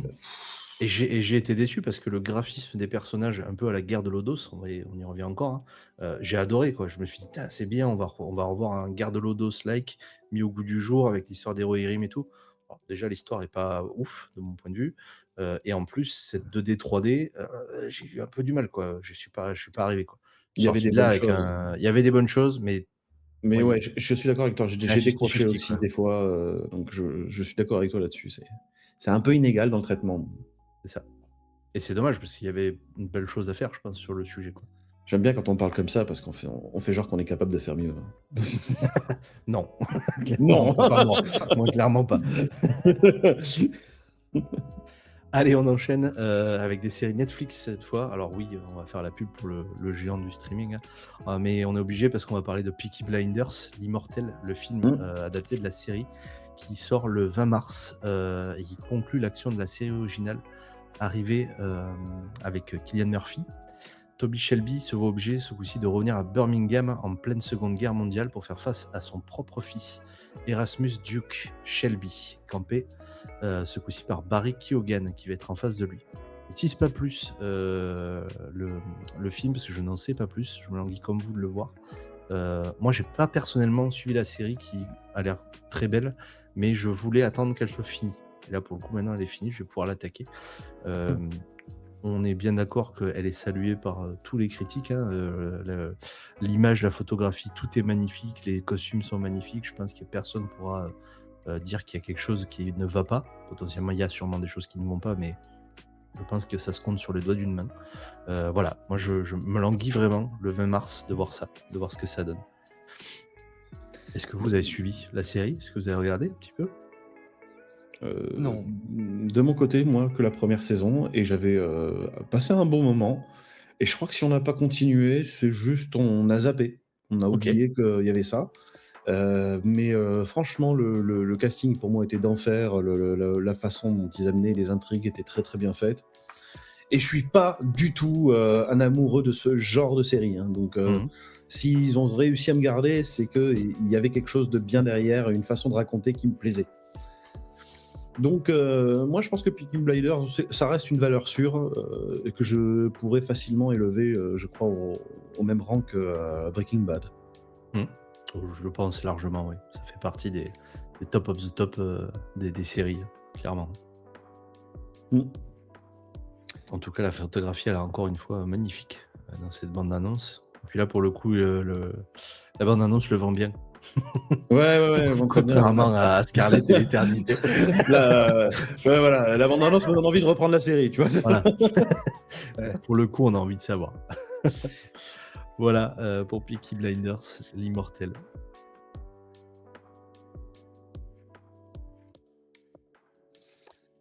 Eh ben, Bah, ouais, après, bon, moi, bah, j'avoue que j'ai pas regardé la petite série Peaky Blinders, hein. Donc, je pense que je me la ferai, justement, à un moment, hein, parce que je sais que ça fait partie, justement, de ces séries que je me suis mis de côté, en fait, hein, où, bah, un jour, il faudra que je me la fasse entièrement. Je veux dire, on parlait de Breaking Bad, je l'ai pas fait entièrement non plus, par manque de temps et ainsi de suite. Enfin, voilà, c'est que en fait, c'est pas des séries que tu peux forcément regarder en faisant autre chose à côté. Non. C'est une série que tu as envie de regarder en Ouais, il étant faut se posé, focus, voilà, clairement. Mm. en étant focus et donc bah, tu peux pas faire ça en faisant le ménage, en faisant voilà, il y a des séries, ça marche très bien, pas celle-ci donc c'est vrai que, ben, elle est de côté et dans tous les cas, elle va arriver à un moment ou à un autre. Ah, en tout cas, encore une fois, je pense que c'est un truc à regarder et Mmh. qu'on est tous d'accord là-dessus. On enchaîne sur One Piece, la saison 2, qui est sortie cette semaine. Sans surprise, hein, l'équipage du du pirate au chapeau de paille reprend la route à la suite de la saison 1. On sait qu'on va suivre la trame, originale du manga, hein, pas de problème là-dessus. Est-ce que vous avez potentiellement vu déjà la première saison? Et si vous l'avez vue et si vous êtes un fan de One Piece, potentiellement là aussi, est-ce qu'il y a des choses qui vous ont gêné? Est-ce que vous avez un avis sur la série? Eh ben, Je me qualifierais pas de fan de One Piece. J'ai regardé l'animé, hein, même si j'ai décroché parce que trop long. Enfin, j'en parlais l'autre fois sur un Discord et je faisais les résumés de 20 minutes sur un épisode de 24 minutes, ça fait un peu trop des fois. Voilà. La saison 1, je l'ai regardée et j'ai trouvé assez cool. Voilà, ça se laisse regarder. Euh, j'ai trouvé que les personnages étaient. Bah, on retrouvait bien les personnages finalement, hein, qu'on a suivis dans l'animé, avec leur caractère et ainsi de suite, hein. Donc, ouais, c'est sympa. Je trouve que c'est un bon live action. Il n'y en a pas beaucoup, des bons live action. Donc, autant le dire quand il y en a un bon. de mon côté, One Piece, déjà le manga, il y a 15 ans, quand on me recommandait de le voir, il y avait déjà 800 épisodes à regarder. Et j'ai dit, mais c'est pas possible. Non, là, je peux pas. Et donc, j'avais commencé un peu à regarder, j'aimais bien, mais je me suis dit, non, je peux pas me faire une série de 800 épisodes, j'ai autre chose à faire de ma vie. Donc, le fait qu'il y ait eu l'initiative de Netflix d'aller créer cette série en live action, j'en attendais beaucoup. Et j'ai commencé à le regarder avec mon petit. Malheureusement, c'est lui qui a pas voulu continuer. Et j'espérais qu'on reprenne, et on n'a jamais repris, malheureusement. Mais moi, je passais un bon moment, je dois avouer. Pour le coup, je passais un bon moment parce que je me suis dit, enfin, un truc qui va un peu moins s'étendre sur la durée, je pense, et qui sera regardable dans des temps humains, on va dire normaux et non chômeurs. Surtout ça, quoi. C'est surtout Donc, ça, en fait, le problème. Bah, moi, je te rejoins sur les bons live action par rapport au mauvais live action, il y a encore aussi le bon et le mauvais chasseur. Je Oui. trouve qu'on est rentré dans une période, mais depuis quelques années, où les acteurs sont nés pour être à la place des personnages de BD ou de manga ou Hmm. de Marvel ou des trucs comme ça. Il y a vraiment des gens, tu te dis, mais c'est pas possible, on les a fabriqués à la sortie du bouquin, là, pour que Ouais. 40 ans après ou 50 ans après, on tourne le film.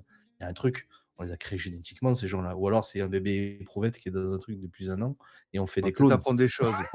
On va peut-être apprendre des choses, hein. Il y a un truc, il y a clairement un truc. Bah Ouais. là, tous les personnages matchent avec les personnages du manga. Seul, mais je pense que tout le monde l'a un petit peu dit, moi, Nico Robin, et pourtant je suis pas un grand fan du manga, elle ressemble pas du tout à celle du manga. Alors, je suis pas encore allé jusque-là, du coup, Alors, je bah, je crois. vous laisse découvrir, je vous l'attise pas, mais pour moi, Voilà, c'est la seule qui ne matche pas avec la d'accord. personnage du manga. En même temps, attention, dans le style graphique aussi, toutes les femmes font, enfin, si tu les regardes Ouais, de loin, elles les ont plus des jumelles, on jambes dirait de qu'elles font, 150 mètres de haut. voilà, elles sont toutes comme ça. Pour le coup, le Ouais. personnage dont on parle, bah, elle a une poitrine très très opulente et souvent affichée. Hmm. Bah là, non, on a quelque chose de plus straight, ce qui est aussi compréhensible dans l'idée de l'actrice aussi, qui a peut-être pas envie de se mettre dans cette position-là. oui, et puis on n'est Oui. pas au Japon, quoi. Voilà, on est au Japon et pourtant, les Japonais, c'est souvent, bon, voilà, à remettre en question. Mais, mais On oui, non, fantasme sur ce qu'on n'a pas en général. voilà. Mais Oh non, là je trouve que là, ça balance. l'actrice joue peut-être bien le rôle, mais ne colle pas physiquement et visuellement au rôle et à ce qu'on aurait pu en attendre. Surtout, encore Mhm. une fois, et moi c'est ce que je dis souvent, bah, qu'en termes de costumes, en termes de personnes, il y a des gens qui font du cosplay, qui sont souvent largement meilleurs que ce qui se fait durant les films et Ouais. durant le live action, Mais est-ce quoi. que ce sera des bons acteurs? Potentiellement non, mais par Moi, contre, ils font des bons personnellement, je costumes. préfère un bon acteur qui ressemble moins au personnage que quelqu'un qui ressemble beaucoup au personnage et qui est très mauvais acteur. Ah ben pour moi, l'exemple typique, c'est dans The Last of Us, c'est Ellie, hein, qui ressemble pas du tout au personnage du jeu vidéo, Ouais. et qui en a fait quelque chose, quoi. Qui a fait quelque Mhm. chose de ce personnage avec une certaine dureté que j'ai beaucoup apprécié, moi, regardez. Mais je pense que quand tu as le jeu d'acteur et que clairement tu oublies les petits débords, on va dire, encore une fois, hein, parce qu'on peut parler de Harry Potter, la série qui vont sortir, où Rogue, bah, c'est un acteur noir, hyper charismatique, etc. Alors que dans le livre, il n'est pas comme ça. Mais dès que la personne joue bien, si l'acteur va bien le jouer, bah, tu vas oublier en fait toutes ces choses, que ce soit Mhm. physique, que ce soit le visuel, et tu vas te plonger, finalement, tu vas oublier tout ce qu'il y a autour, et tu vas te dire, bah oui, en fait, C'est un rogue, Parce que, ou c'est un Ellie, ou c'est une Ellie, pardon, parce etc. que etc. je me souviens quand la saison 1 de One Piece était sortie, tout le monde sur Internet, donc c'est-à-dire que ceux qui râlent, hein, bavaient en fin de compte hein, sur le choix des acteurs. Ils ressemblent pas, machin truc, et Usopp c'est n'importe quoi, et lui on n'ensemble pas Luffy, et autres, voilà. Donc bon, voilà, Ah j'ai ouais, déjà bon. demandé mon avis là-dessus. Il y a Groby qui dit qu'il a peur pour le live action de God of War. Je sais pas si tu as prévu d'en parler. Non, j'ai pas prévu d'en parler, justement, Pas je parlais vraiment. pas des choses qui fâchent. Non, mais, je crois qu'on a une image qui est pas forcément représentative parce que tout le monde a vu la même image, je crois. Et je pense qu'il doit manquer un peu d'effet derrière pour un peu grossir peut-être la musculature du type, etc. Donc, Après, est-ce je, que c'est de la CGI? Est-ce qu'il y a une part vraiment que de costume? je pense qu'il va y Où avoir un sont peu les des deux. choses? Je pense qu'il va y avoir des deux. Hein. Ouais, je pense aussi. Et je crois que l'expression que le gars il a sur le visage. Moi, en fait, quand j'ai vu l'image, je me suis dit c'est de l'IA. Ouais. J'étais persuadé que c'était de l'IA. Je me dis, mais non, c'est pas vrai. Donc je me dis, ils doivent jouer là-dessus sur une fausse hype parce que parfois un bad buzz, ça crée un buzz. Donc faut attendre. Faut attendre de voir vraiment ce qu'ils font. Et moi, j'ai arrêté de chier sur les choses qui sont pas encore sorties, notamment à cause de Nicky Larson, fait par Lachaud, que finalement, j'avais très très peur de ce qui pouvait être fait. Et j'ai passé un super moment, Ouais, en vrai. bah, tu sens tout l'amour qu'il a du, J'allais dire quand c'est fait avec du produit de passion. base. Hein. Mhm. Bah, ouais, mais tu sens tout l'amour qu'il a pour le produit de base, en fait. Hein. Et pas que l'animé, il fait aussi référence au manga. Parce que le manga est quand même très différent de l'animé, hein, pour ceux qui ont lu le Mais manga. oui. Voilà. Hein, dans l'animé, on sait pas ce que c'est le mot coréen, mais nous on sait. Hein, c'est vrai. Voilà. Mais pareil, je trouve le live action qui a été fait sur Netflix hein, de City Hunter était excellent aussi. Oui, c'est vrai. Ouais. Mais, Ouais, mais qui c'est vrai était que celui de génial. Philippe Lachaud, tout le monde, mais il était même pas encore sorti, que tout le monde chiait sur le film. Ah mais je me suis pris une claque, moi je me suis dit mais je suis un gros con quand je l'ai revu, et je crois que j'ai posté un truc, je dis je suis désolé. Mais c'est tellement l'humour, je veux dire, il y a tout, voilà, c'est tellement l'humour de City Hunter. Et je suis désolé, ceux qui n'ont pas vu l'humour, c'est qu'ils aiment pas City Hunter, ou qu'ils le connaissent pas vraiment. Qu'ils connaissent juste par ses doublages français, l'animé en fait. Mais il a dû essuyer les plâtres des précédentes adaptations, je pense. Oui. Encore que certaines étaient appréciées. Celles avec Jackie Chan, elles sont appréciées par un certain public, hein, je le sais. Pas forcément moi, Oui. mais bon, bref. Ouais. On a dévié. On a dévié sur les live action.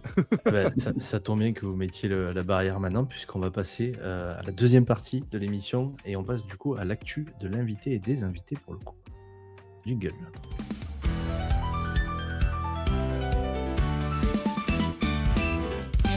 Et du coup, pour cette interview, on vous l'a dit en début, on va recevoir, et du moins on va commencer en premier, par Nico de la chaîne de Worlds of Awakening. Du coup, Nico, pour résumer très grossièrement ton activité, parce que j'ai un peu dégrossi, je t'ai fait une petite biographie. Tu es webdev, papa, si je ne me trompe pas. Tu es créateur de plusieurs sites à destination des joueurs de jeux de rôle. Tu as entre autres créé le site, ou les sites en tout ou partie, CODRS, Worlds of Awakening et dernièrement Guildry.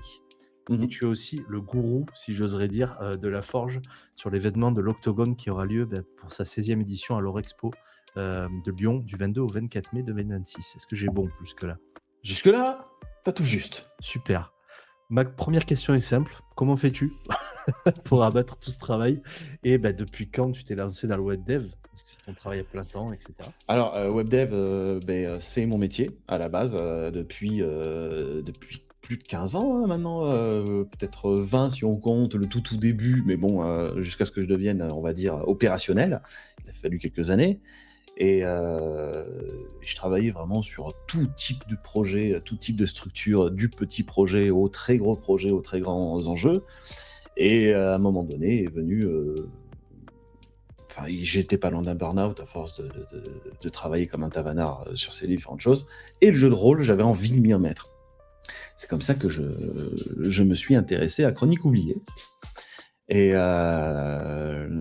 je préparais des parties pour des copains et je me suis dit, ce serait bien d'avoir des petits outils pour gérer les rencontres, des choses que j'avais envie de faire. Et donc, je commençais à le faire de mon côté.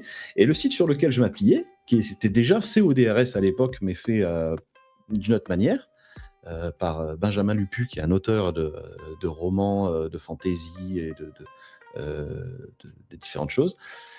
Il a arrêté l'hébergement de ce site. Et donc, je l'ai contacté. Je lui ai dit, est-ce que ça te dérange si moi je le reprends? Et il m'a dit, pas de souci. J'ai repris et je l'ai refait dans la version que on voit actuellement.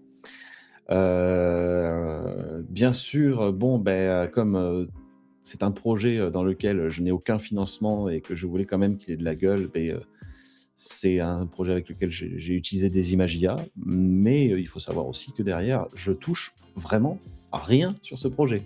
Même au contraire, je paye pour qu'il existe. Donc c'est un peu particulier. Il y a bien des trucs de dons qui existent, mais je fais pas trop la promo là-dessus.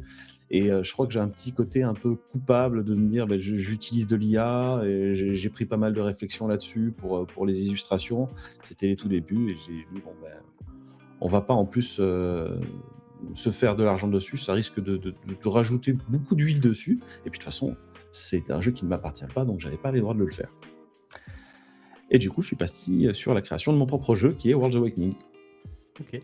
On va enchaîner sur ça, du coup. Ouais.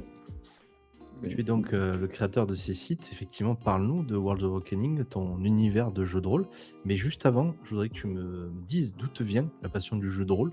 Est-ce que tu as des anecdotes, des choses qui te reviennent en tête, qui ont fait que tu as mis le pied dans le jeu de rôle?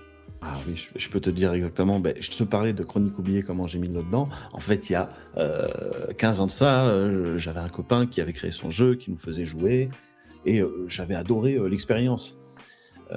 La vie a fait que on s'est plus trop parlé, et le jeu de rôle a été mis dans un coin de ma tête pendant plusieurs années. Et quand j'ai eu cette lubie de dire j'ai envie de refaire du jeu de rôle, j'ai demandé à une copine, je fais ça te dit qu'on rassemble des copains et on trouve quelqu'un qui est maître de jeu et on y va et tout. Elle fait ouais, pas de souci, je connais quelqu'un, on va faire ça va être génial. Ok, 2 semaines avant, je l'appelle, je fais c'est bon, il est chaud ton maître de jeu pour la partie, pour telle date et tout. Et là, elle me dit ah merde, j'ai oublié de lui demander. Super. Voilà. Et elle rajoute ouais, mais clairement, en plus, il aura pas le temps de préparer une partie là pour dans 2 semaines. Génial. Ok, génial. C'est là que j'ai essayé de chercher différents jeux et j'ai trouvé Chronique oubliée. C'était il y a, je crois, 4 ans, un truc comme ça, donc la version 1. Et j'ai commencé à maîtriser là-dessus. Et c'est ça qui a mis le doigt dedans parce que j'ai adoré maîtriser. J'étais nul, hein. On commence, on est nul, hein. On sait pas faire les choses correctement, on sait pas gérer une intrigue, on est très linéaire. Quand quelqu'un fait un truc qu'on n'a pas prévu, on panique. Et j'ai fait toutes les erreurs qu'on fait quand on commence, c'est accepter tous les joueurs qui venaient, avoir une table à 8 joueurs. Je pétais des plombs. Quel courage. Non, mais j'ai vite arrêté. Quand j'ai vu que le stress prenait le pas sur le plaisir, j'ai dit stop. C'est pas comme ça qu'il faut faire. Et tout le monde m'avait dit c'est pas comme ça qu'il faut faire. Mais quand tu commences, tu dis ouais, mais moi je suis meilleur que tout le monde. Que dalle. Que dalle. Et tu fais surtout de ton mieux. Oui. Voilà. Et du coup, World's Awakening, tu crées ton univers. Et du coup, quand je suis arrivé au bout de ce que je pouvais faire avec CODRS, je suis parti dans la création de mon propre univers. Et je voulais un truc qui, en ayant pas mal parcouru CODRS, il y avait des choses qui m'avaient pas plu, mais c'est des mêmes choses que je trouvais sur les autres jeux de rôle finalement. Donc je me suis dit, je vais faire un truc qui me ressemble, et je pense que chaque créateur a un peu cette envie-là, quelque chose qui lui ressemble quand il crée son jeu de rôle. Et moi, je voulais un truc qui soit pareil pour de l'initiation, mais qui puisse aller plus loin, et surtout intégrer des outils. Donc j'ai construit vraiment World's Awakening autour du site. Donc on avait d'abord le système. C'est ça qui était le plus drôle, c'est que j'ai commencé par le système parce que c'était ça qui me passionnait. Pas le lore, pas l'histoire, mais vraiment le système, parce que je voulais que tout soit ultra cohérent. D'ailleurs, j'ai un principe de créatures qui sont scalables, et je crois que ça n'existe pas ailleurs, ça. À voir, hein, tu sais que tu peux changer les niveaux, imprimer tes créatures. Bref, tout plein d'outils pour faire ça super facilement. Et ça s'est dressé pour moi aux gens qui connaissaient pas le jeu de rôle, puisque je suis entouré de gens comme ça. Donc je me suis dit, au moins j'ai un truc facile. En 5 minutes, on peut démarrer une partie. Si moi, en tant que maître de jeu, j'ai un scénario, j'ai pas 1000 choses à expliquer aux joueurs. Ça va se faire assez intuitivement. Et pour avoir déjà joué avec toi, où tu avais masterisé une partie et tout, fait la création de personnages, on l'avait fait ensemble, effectivement, c'est très intuitif, très rapide. D'ailleurs, tu as construit vite, très rapidement, même une communauté, qui a été intéressée, investie dans le jeu, qui a créé les monstres aussi, Ouais. en tout partie, parce que tu as eu un gros move où tu as demandé aux gens: «Bah, allez-y, faites-vous kiffer, il y a un petit module de création de monstres, allez-y, créez des monstres». Alors, on en a vu, des tonnes et des tonnes, il y a des gens qu'on a oublié énormément. C'était impressionnant. Voilà, bon, honnêtement, moi, l'outil, je le trouve hyper cool. Encore une fois, c'est quelque chose pour lequel tu payes. C'est pas quelque chose pour lequel tu demandes de l'argent. Ben non, non, et je t'avoue, j'espérais un temps me dire que dans le jeu de rôle, j'arriverais peut-être à me faire de l'argent. Aujourd'hui, j'en suis plus à me dire, bah, peut-être que ça me donnera un petit complément de revenu, pas un Mmh. revenu.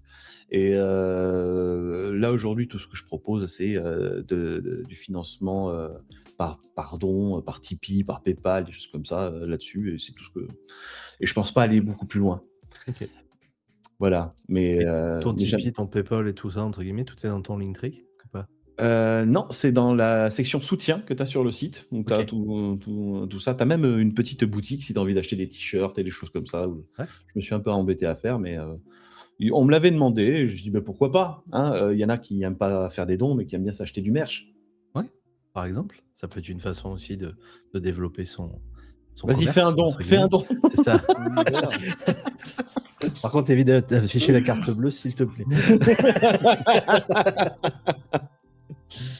En tout cas, j'ai mis le lien de ton Linktree pour ceux qui sont intéressés, le Linktree de World of Voilà, Awakening, je et vous l'ai mis dans le chat et tout est gratuit. Tu as aussi des scénarios en type one shot, mais certains qui ont créé leur propre campagne et qui les publient sur le site. C'est communautaire, donc n'importe qui peut aller publier. Il y a tout à dispo. c'est vrai. Oui, Voilà. Oshad. Par rapport à World of Awakening, tu as aussi, je pense, une rencontre qui a peut-être un peu bouleversé les choses, ou en tout cas fait Ah avancer, c'est oui, avec Julien. tout à fait. Oui, Voilà. bah, d'habitude j'en parle tout le temps, mais merci de m'avoir tiré par l'oreille. Oui, effectivement, Julien, de devenir maître du jeu, pardon. On a coécrit, que je me plante pas, deux scénarios. Il a fait une review de mon système, il m'a fait quelques recommandations, et on a ouais, deux scénarios, deux one shot. Et franchement, c'est super parce que c'est des one shots qui sont très souvent joueux et où il y a tout le matériel, il y a des battle maps, il y a tout ce qu'il faut pour pouvoir faire des bonnes parties. En convention d'ailleurs, on fait jouer un des scénarios de Julien, euh, et ça se passe vraiment super bien, quoi. C'est cool. Et du coup, parce que ça suffisait pas d'être altruiste, et d'avoir fait 2 titres, tu en as créé un 3e. Ça s'appelle Guildry. Alors ça, Guildry, c'est arrivé quand, comme je suis très curieux de ce qui se passe autour de l'IA, et jusqu'à présent, je codais avec un CMS qui s'appelle Drupal, dont je suis expert, et j'ai aussi écrit un bouquin dessus, un vrai bouquin pour le coup. Là, par Guildry, j'avais des nouveaux outils IA pour coder qui me permettaient d'accélérer ma production de façon faramineuse. Je fais, ben, on va tester. On va tester dans des technos que je maîtrise et que je sais au moins ce qu'il fait. Et c'est comme ça qu'est né Guildry, un projet que j'avais en tête, que je me disais, je n'aurai jamais le temps de le faire. Et l'avènement des IA de coder avec assisté par IA m'a permis de le faire. Donc ça, il faut savoir que Guildry, je l'ai fait en 3 semaines, 1 mois. Et ça a été hyper rapide. J'étais toujours là. Donc il y en a qui vont dire oui, mais c'est plus toi qui fais, c'est l'IA qui code. Je fais oui, mais je supervise quand même. Je teste, je vérifie. Quand il y a un problème au niveau du code, je sais lui indiquer ce qui ne va pas. Il y a l'expertise qui est là. Et donc on n'est pas dans le débat IA ou pas IA, hein, mais voilà, en tout cas, je me suis dit toujours, quitte à faire des projets qui me plaisent, autant continuer dans l'univers qui me passionne, c'est-à-dire le jeu de rôle. Donc j'ai décidé de faire ça. Aujourd'hui, il y a une centaine d'utilisateurs avec quelques parties. C'est encore un peu timide sur la proposition de parties, mais je suis content qu'au moins ça soit utilisé. Et on verra si ça prend. En tout cas, tu peux être sûr qu'à Octogone, je serai là pour en parler, hein. On compte bien là-dessus, hein, c'est normal. Et puis d'ailleurs, quand on fera notre petit reportage, notre petit vlog à Octogone, on viendra bien évidemment te voir. Merci encore la dernière fois d'ailleurs de la fois où je suis venu t'interroger, de t'être prêté au jeu et d'avoir répondu à mes quelques questions pendant que j'étais en live, c'était très cool. Et je pense que ça fait partie des instants qu'on fait que maintenant on s'entend bien aussi. Et voilà, que ce soit le jeu ou les moments échangés comme ça, c'est ce qui fait qu'on devient copains. Ah bah, Voilà. moi, je le kiffais déjà. Hein. Tu me faisais la bouffe, alors j'étais content. Octogone, hein. C'est vrai que je faisais le bénévolat et je faisais bouffer les 300, 400 bénévoles. Effectivement, ça a aidé un peu aussi à créer des relations. Ah bah alors là, tu passes par la bouffe, c'est bon, t'as le meilleur des Ça. D'ailleurs, d'autoroute. petite dédicace à tous les bénévoles d'Octogone et tous les bénévoles même de France et de Navarre qui font tourner les événements, que ce soit du jeu de rôle, que ce soit des Japan Expo, des choses comme ça. Voilà, bravo. Je sais ce que vous vivez. Je le sais depuis longtemps hein, parce que c'est pas la première fois que je l'ai fait. Voilà. Mais oui, merci à vous pour tout le travail que vous faites tout au long de l'année pour faire vivre les événements. On passe sur notre deuxième invité, Olshad. T'as oublié de parler d'un petit truc qui me permettait de qu'est-ce faire que la j'ai pas transition. fait Eh ben, Pardon. la forge. Vas-y. La forge, bah oui, les prochains projets, en plus, il restait ça. Ah ben oui, la forge à Octogone, puisque je gère la forge à Octogone, qui permet de faire la présentation de jeux de rôle qui ne sont pas édités. Enfin, il peut y avoir un peu d'auto-édition, parce qu'on va pas être débile sur des gens qui essayent de s'impliquer. Mais des projets édités par des professionnels, il n'y en a pas. C'est une des conditions qu'on a mis en place, parce que justement, on veut mettre en avant les jeux de rôle auxquels on pourra jouer dans le futur. Et cette année, dans les jurys, puisqu'il y a des concours, un petit concours pour trouver quels sont le ou les meilleurs jeux de rôle de la Forge, nous avons Olshad, qui est un des jurys, n'est-ce pas? En effet, c'est moi. Eh bien, on enchaîne sur toi. Le deuxième invité, du coup, et là, pour le coup, on peut y aller. Olshad, j'ai une petite analogie, mais parce que j'ai vu une série, un film hier qui est sorti sur Netflix il n'y a pas longtemps qui s'appelle Conclave. Si je devais dire qu'il y a un pape dans le monde du JDR, je pense que c'est toi que j'élirais Ah bah, dis durant le donc. Conclave. Alors, mes stats Twitch et YouTube ne reflètent pas ça. Hein. En tout cas, pour moi, tu es connu de tout le monde, enfin, de ce que j'ai pu en voir dans le monde de l'actuel play. Tu es streamer, youtubeur, maître du jeu, rôliste. Voilà, pour moi, tu es une figure du monde du jeu de rôle. On peut dire que t'es un petit général. cumulard. Voilà, C'est exactement. ça, je cumule les mandats. Ouais, me dit, mec, il a fait 3 sites et un jeu et, voilà, et un bouquin. Hein. Voilà. Écoute, la vie est encore devant toi et tu as encore le temps de faire des sites internet si tu veux et des livres. Alors, ma première question pour toi, pas que en tant que rôliste, etc., mais en général, depuis quand es-tu dans cet univers et quel est ton parcours un petit peu dans cet univers? Alors, dans l'univers du jeu de rôle, hein, ça va faire 40 ans à peu près que je fais du jeu de rôle. J'ai commencé très jeune, par l'intermédiaire de mon frère, qui avait eu à Noël la fameuse boîte rouge de Donjons et Dragons qui était sortie, hein, donc dans les années 80, hein, si je dis pas de bêtises, hein, je sais plus exactement quand, qui permettait donc de jouer des personnages de niveau 1 à 3. Donc tu avais un petit livre de joueur, un petit livre de MJ, une aventure et un set 2D. Voilà, c'est des un peu bizarre hein, qu'on découvrait finalement. Et on jouait avec mon cousin, mon frère qui nous masterisait. Et puis voilà, alors c'était du Porte-Monstre Trésor. Hein, au final, on faisait du HeroQuest avant l'heure. On va pas se mentir, le roleplay, je ne savais pas ce que c'était à l'époque. Mais par la suite, hein, j'ai commencé à me développer, tout ça, à commencer à découvrir l'interprétation du personnage qu'on a derrière, et ainsi de suite. Hein, où j'ai donc été dans le club de jeux de rôle de Lille à l'époque, hein, donc je devais avoir 14 ans. Donc j'étais le plus jeune rôliste des clubs de jeux de rôle qu'on avait sur Lille. Ce qui était assez marrant, hein, parce qu'à l'époque, hein, et ça j'ai découvert, mais il y a peut-être 2 ans, qu'en fait on a dû se côtoyer dans ce club avec l'auteur de Cats la Mascarade. Okay. Voilà. Juste. Voilà. S'il y avait des personnes à connaître à ce moment-là, c'était lui. Donc, voilà, et je racontais des anecdotes, il fait oui, je me souviens de ces gens-là et tout. Donc, voilà, c'était. Donc, et je faisais du Rollmaster à l'époque. Hein, donc, quand on voit le type de jeu que je fais maintenant, ça n'a plus rien à voir.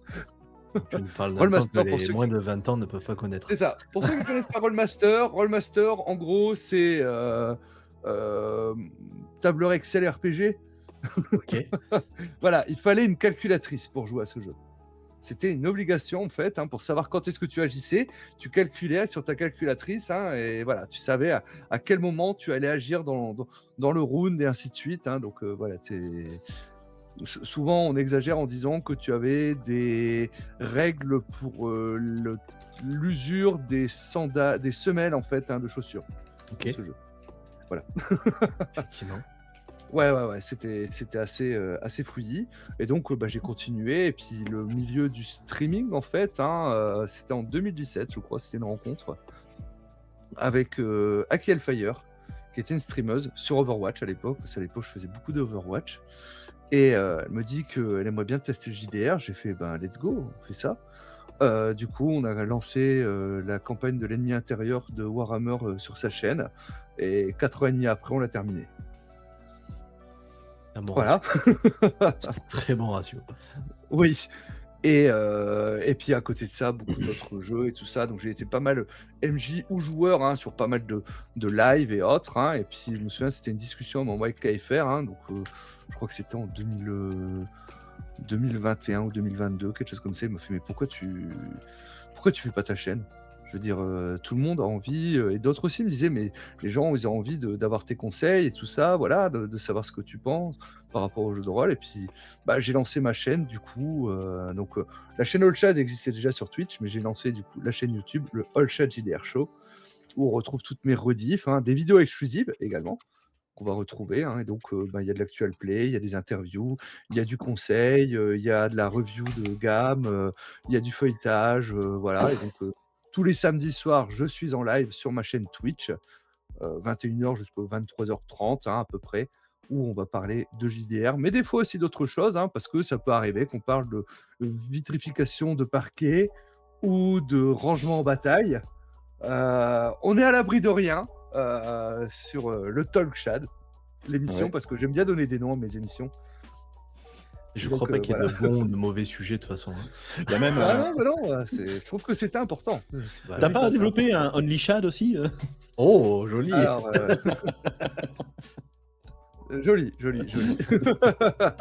Mais voilà, donc voilà un petit peu le parcours que j'ai, hein, et donc vis-à-vis de mes chaînes et puis même du jeu de rôle, hein. Et mon objectif en tout cas, c'est de promouvoir le jeu de rôle, de montrer qu'il est accessible surtout, parce que je trouve que des fois on peut montrer que le jeu de rôle est assez élitiste.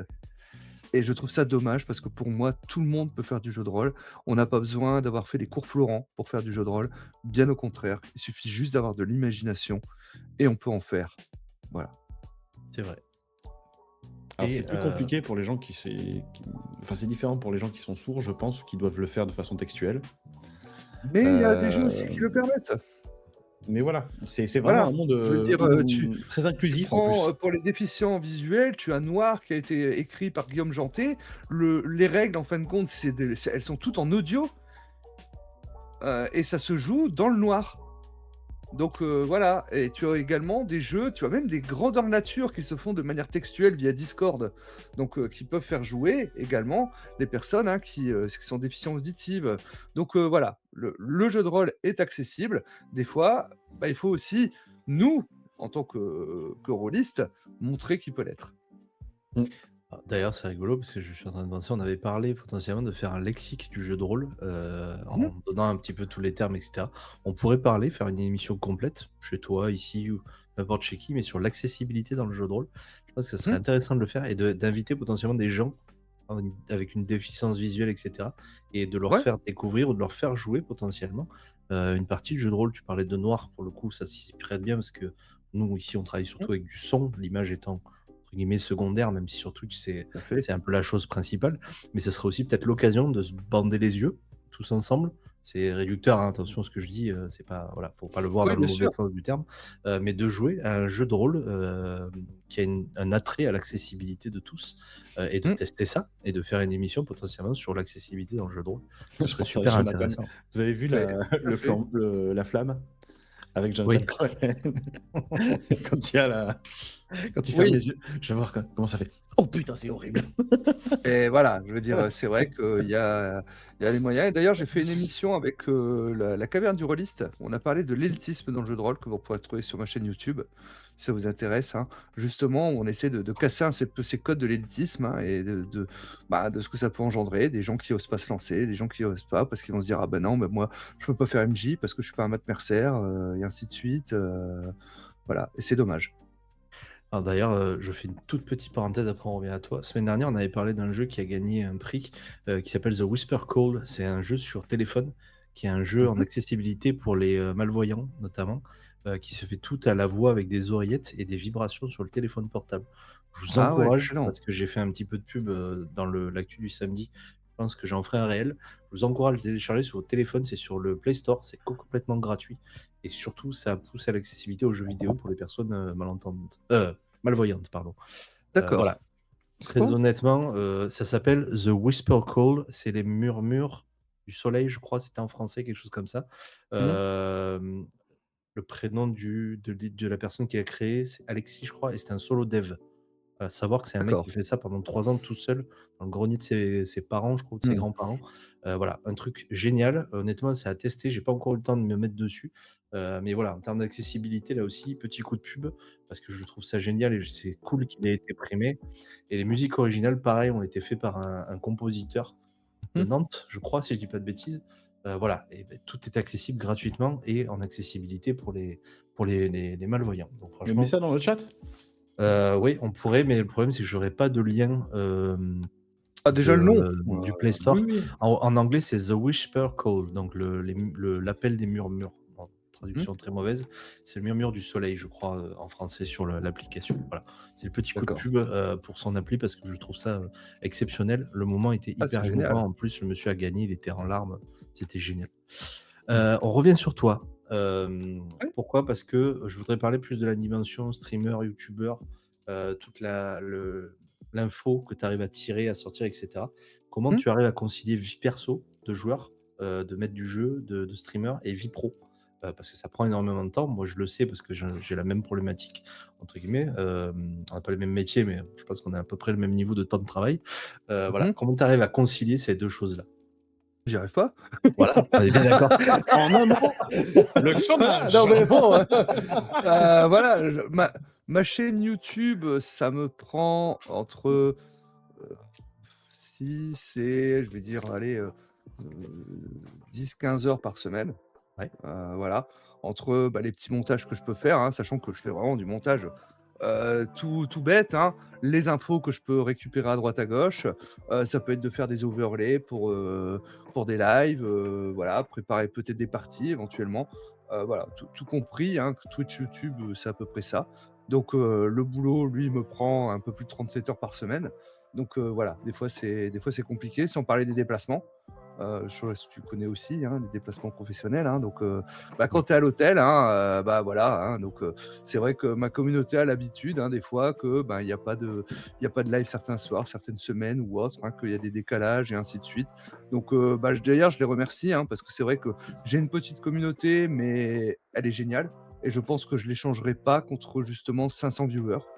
Parce qu'ils sont là, ils sont présents, ils sont actifs, ils sont dans les mêmes moods que moi et c'est ça qui m'intéresse en fait, hein, donc voilà, le meilleur moyen d'avoir, mon actu, c'est Discord. Normalement, les lives du samedi soir, eux, sont toujours là, sauf exception, c'est-à-dire, cause de convention, par exemple. Ah, tu me fais penser au chat que moi j'ai pas dit merci à ma commu aussi parce que j'en ai une et je suis là, je parle de moi, mais je dis jamais merci à ceux qui me soutiennent. Et ouais, et sans eux, je pense qu'on irait beaucoup moins loin et on tiendrait beaucoup moins longtemps. C'est tellement C'est notre moteur. c'est C'est voilà, ils se rendent pas vos compte à quel messages. point. Et on parle même pas d'argent, hein, mais Non, vos non. messages, en fait, hein, votre présence, voilà, les remerciements que vous pouvez faire ou autre, c'est ça qui nous fait avancer. Un commentaire sur une vidéo YouTube, ça vaut 10 tips parce que ça fait tellement plaisir, en fait, et tu es tellement content de pouvoir y répondre. En Oui. plus, on n'a pas des communautés où on a trop pour pas pouvoir y Ah non, répondre. Pas pour le non, moment, on n'a pas pour pas le trop. moment. Voilà. On n'a pas trop. Voilà, donc Non, Ah, non, mais ils sont là et ils sont fidèles et c'est génial, quoi. C'est vraiment, Ouais. je vais pas citer tout le monde, mais moi je sais que j'ai un petit noyau quand même qui me suivent et qui sont là et qui me soutiennent et qui me disent: «On est là pour tes events» et je crois que sans eux, j'aurais arrêté. Sans eux, j'aurais arrêté. Pareil, pareil, hein, je pense que ça ferait longtemps que en tout cas, je ne serais pas sur autre chose, mais je ne ferai pas le format que je fais le samedi soir, où je fais que parler avec le chat. Donc si j'ai pas de chat, ben, voilà. Oui, ouais, bah, Eh bah je oui, bah tu oui, parles à une caméra juste. Voilà. et c'est ça, voilà. Ah, c'est encore le fou qui parle tout seul! Après, ne vous inquiétez pas si Ah vous purée, êtes Scooby, ça fait jamais, peur ici! vous êtes jamais lancé en tant que streamer ou youtubeur. Les premières fois, c'est très compliqué, hein. Ouais, La première fois, tu lances le truc et tu parles tout seul. Généralement, tu fais ça sur du jeu vidéo, des trucs comme ça pour essayer de rendre un peu le truc c'est punchy. ça. C'est long. Mais par contre, si vous vous lancez, faites de l'animation. Oui. Ne faites pas ce streamer parce que moi, à une époque, je regardais quand j'avais un peu plus de temps, je prenais Twitch et je regardais par en bas le nombre de viewers. Et j'allais, bon, souvent sur des jeux quand même qui m'intéressaient, voilà, j'allais voir des petits streamers. Et le gars ne parle pas, ne regarde pas le chat. T'as beau dire des messages dans le chat, il les lit pas, rien du tout. Bah non, ne faites pas. Enfin, ou à ce moment-là, vous savez très bien que vous allez jamais monter. Mais faites de l'animation. Que vous ayez 1000 personnes ou que vous en ayez une, faut toujours faire la même animation. Mhm. Il faut vous habituer à parler tout seul. C'est le plus compliqué, je pense, quand tu commences le stream.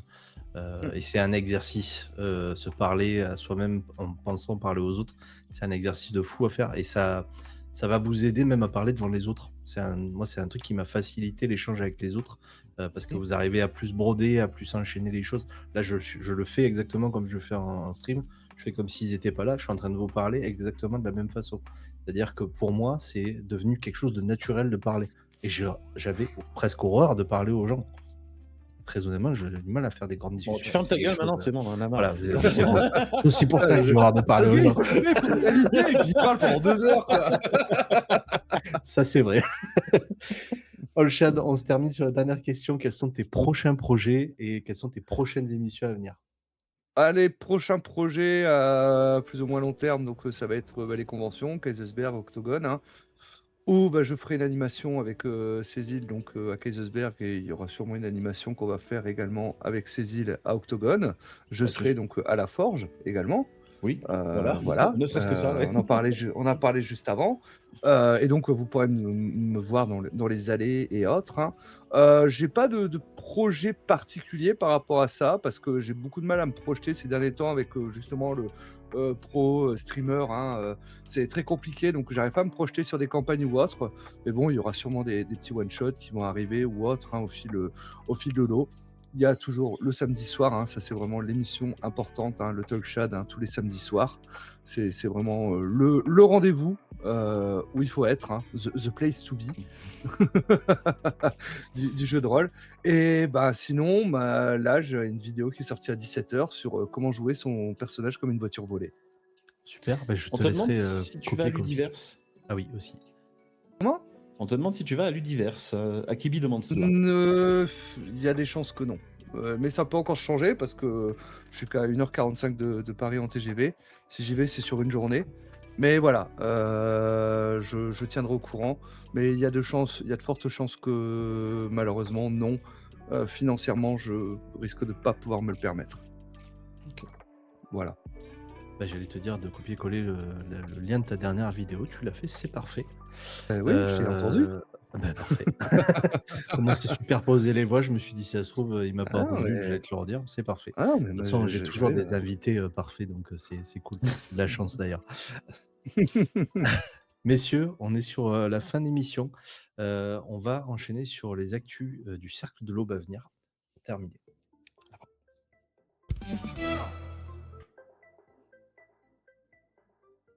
Et dans les actus du Cercle de l'Aube, parce que ça va arriver très rapidement, demain soir à 21h, on organise une soirée party game. Soirée party game, sachez-le, tout le monde est bienvenu. On essaie de se mettre sur les parties de jeu où vous pouvez rentrer librement dans les salles. Généralement, on partage les codes, etc. On essaie de faire des trucs à 10, 15, 20 joueurs. On s'est jamais retrouvé à plus de 8, malheureusement. Mais n'hésitez pas à nous rejoindre, hein. Ce coup-ci, on va faire du cheese rolling encore. pour chauffer la salle, ça se joue à 8 maximum, je crois. Du Microworks, qui lui se joue, si je dis pas de bêtises, à 12 ou 16. Et du Among Us. Et là, vous connaissez le bordel que ça peut devenir Among Us. Donc voilà, n'hésitez pas, on sera en live demain soir à 21h. Dimanche 15h03, donc dimanche à 14h30, on vous rediffuse la partie de Chroniques oubliées qui a été masterisée par Rollshad, c'est l'épisode 3. Non, Pourquoi? par Parce que... Shaolan. Par Shaolan, pardon, excusez-moi. Shaolan qui est à la régie, excuse-moi, Mais mon bon. ami. Mais bon, peut-être que je vous ai teasé un futur partie de jeu de rôle. On y vient, on y vient. Pardonnez-moi, du coup, masterisé par Shaolan, d'une main de maître. Et le travail qu'il a fait sur le VTT est exceptionnel. Il a fait de la programmation sur les choses et tout. Les joueurs peuvent cliquer à partout. Donc voilà, il a fait un travail de fond énorme dessus. Donc allez le voir, s'il vous plaît. Je peux vous annoncer d'ores et déjà qu'on aura un quick start programmé pour le 27 mars. Le jeu a été choisi. La bataille est entre Pumpkin Spice et Téméraire. Pumpkin Spice, petit jeu Lofi avec des sorcières dans un café. Voilà, on va à faire des macchiatos et des lattés. Et l'autre jeu Téméraire, c'était un jeu entre comment il s'appelle, Napoléon et des dragons dans le monde réel et durant la guerre. Eh ben, le vote est tombé et c'est Pumpkin Spice qui a été retenu. Haut la main d'ailleurs, hein, pour le coup, il n'y a pas d'hésitation. Donc je peux vous le dire déjà, pour la prochaine date, ce sera le 27 mars à 20h45 et on lancera une partie. On vous donnera au fur et à mesure le nom des invités quand on aura défini la totalité des invités qui seront présents. Toujours le samedi matin, l'actu du samedi que vous retrouvez sur notre Instagram, et le lundi matin, l'horoscope. C'est toujours un extrait, vous avez un archétype. On vous invite à nous rejoindre sur le serveur du Discord pour voir la totalité de l'horoscope si vous voulez votre archétype personnalisé.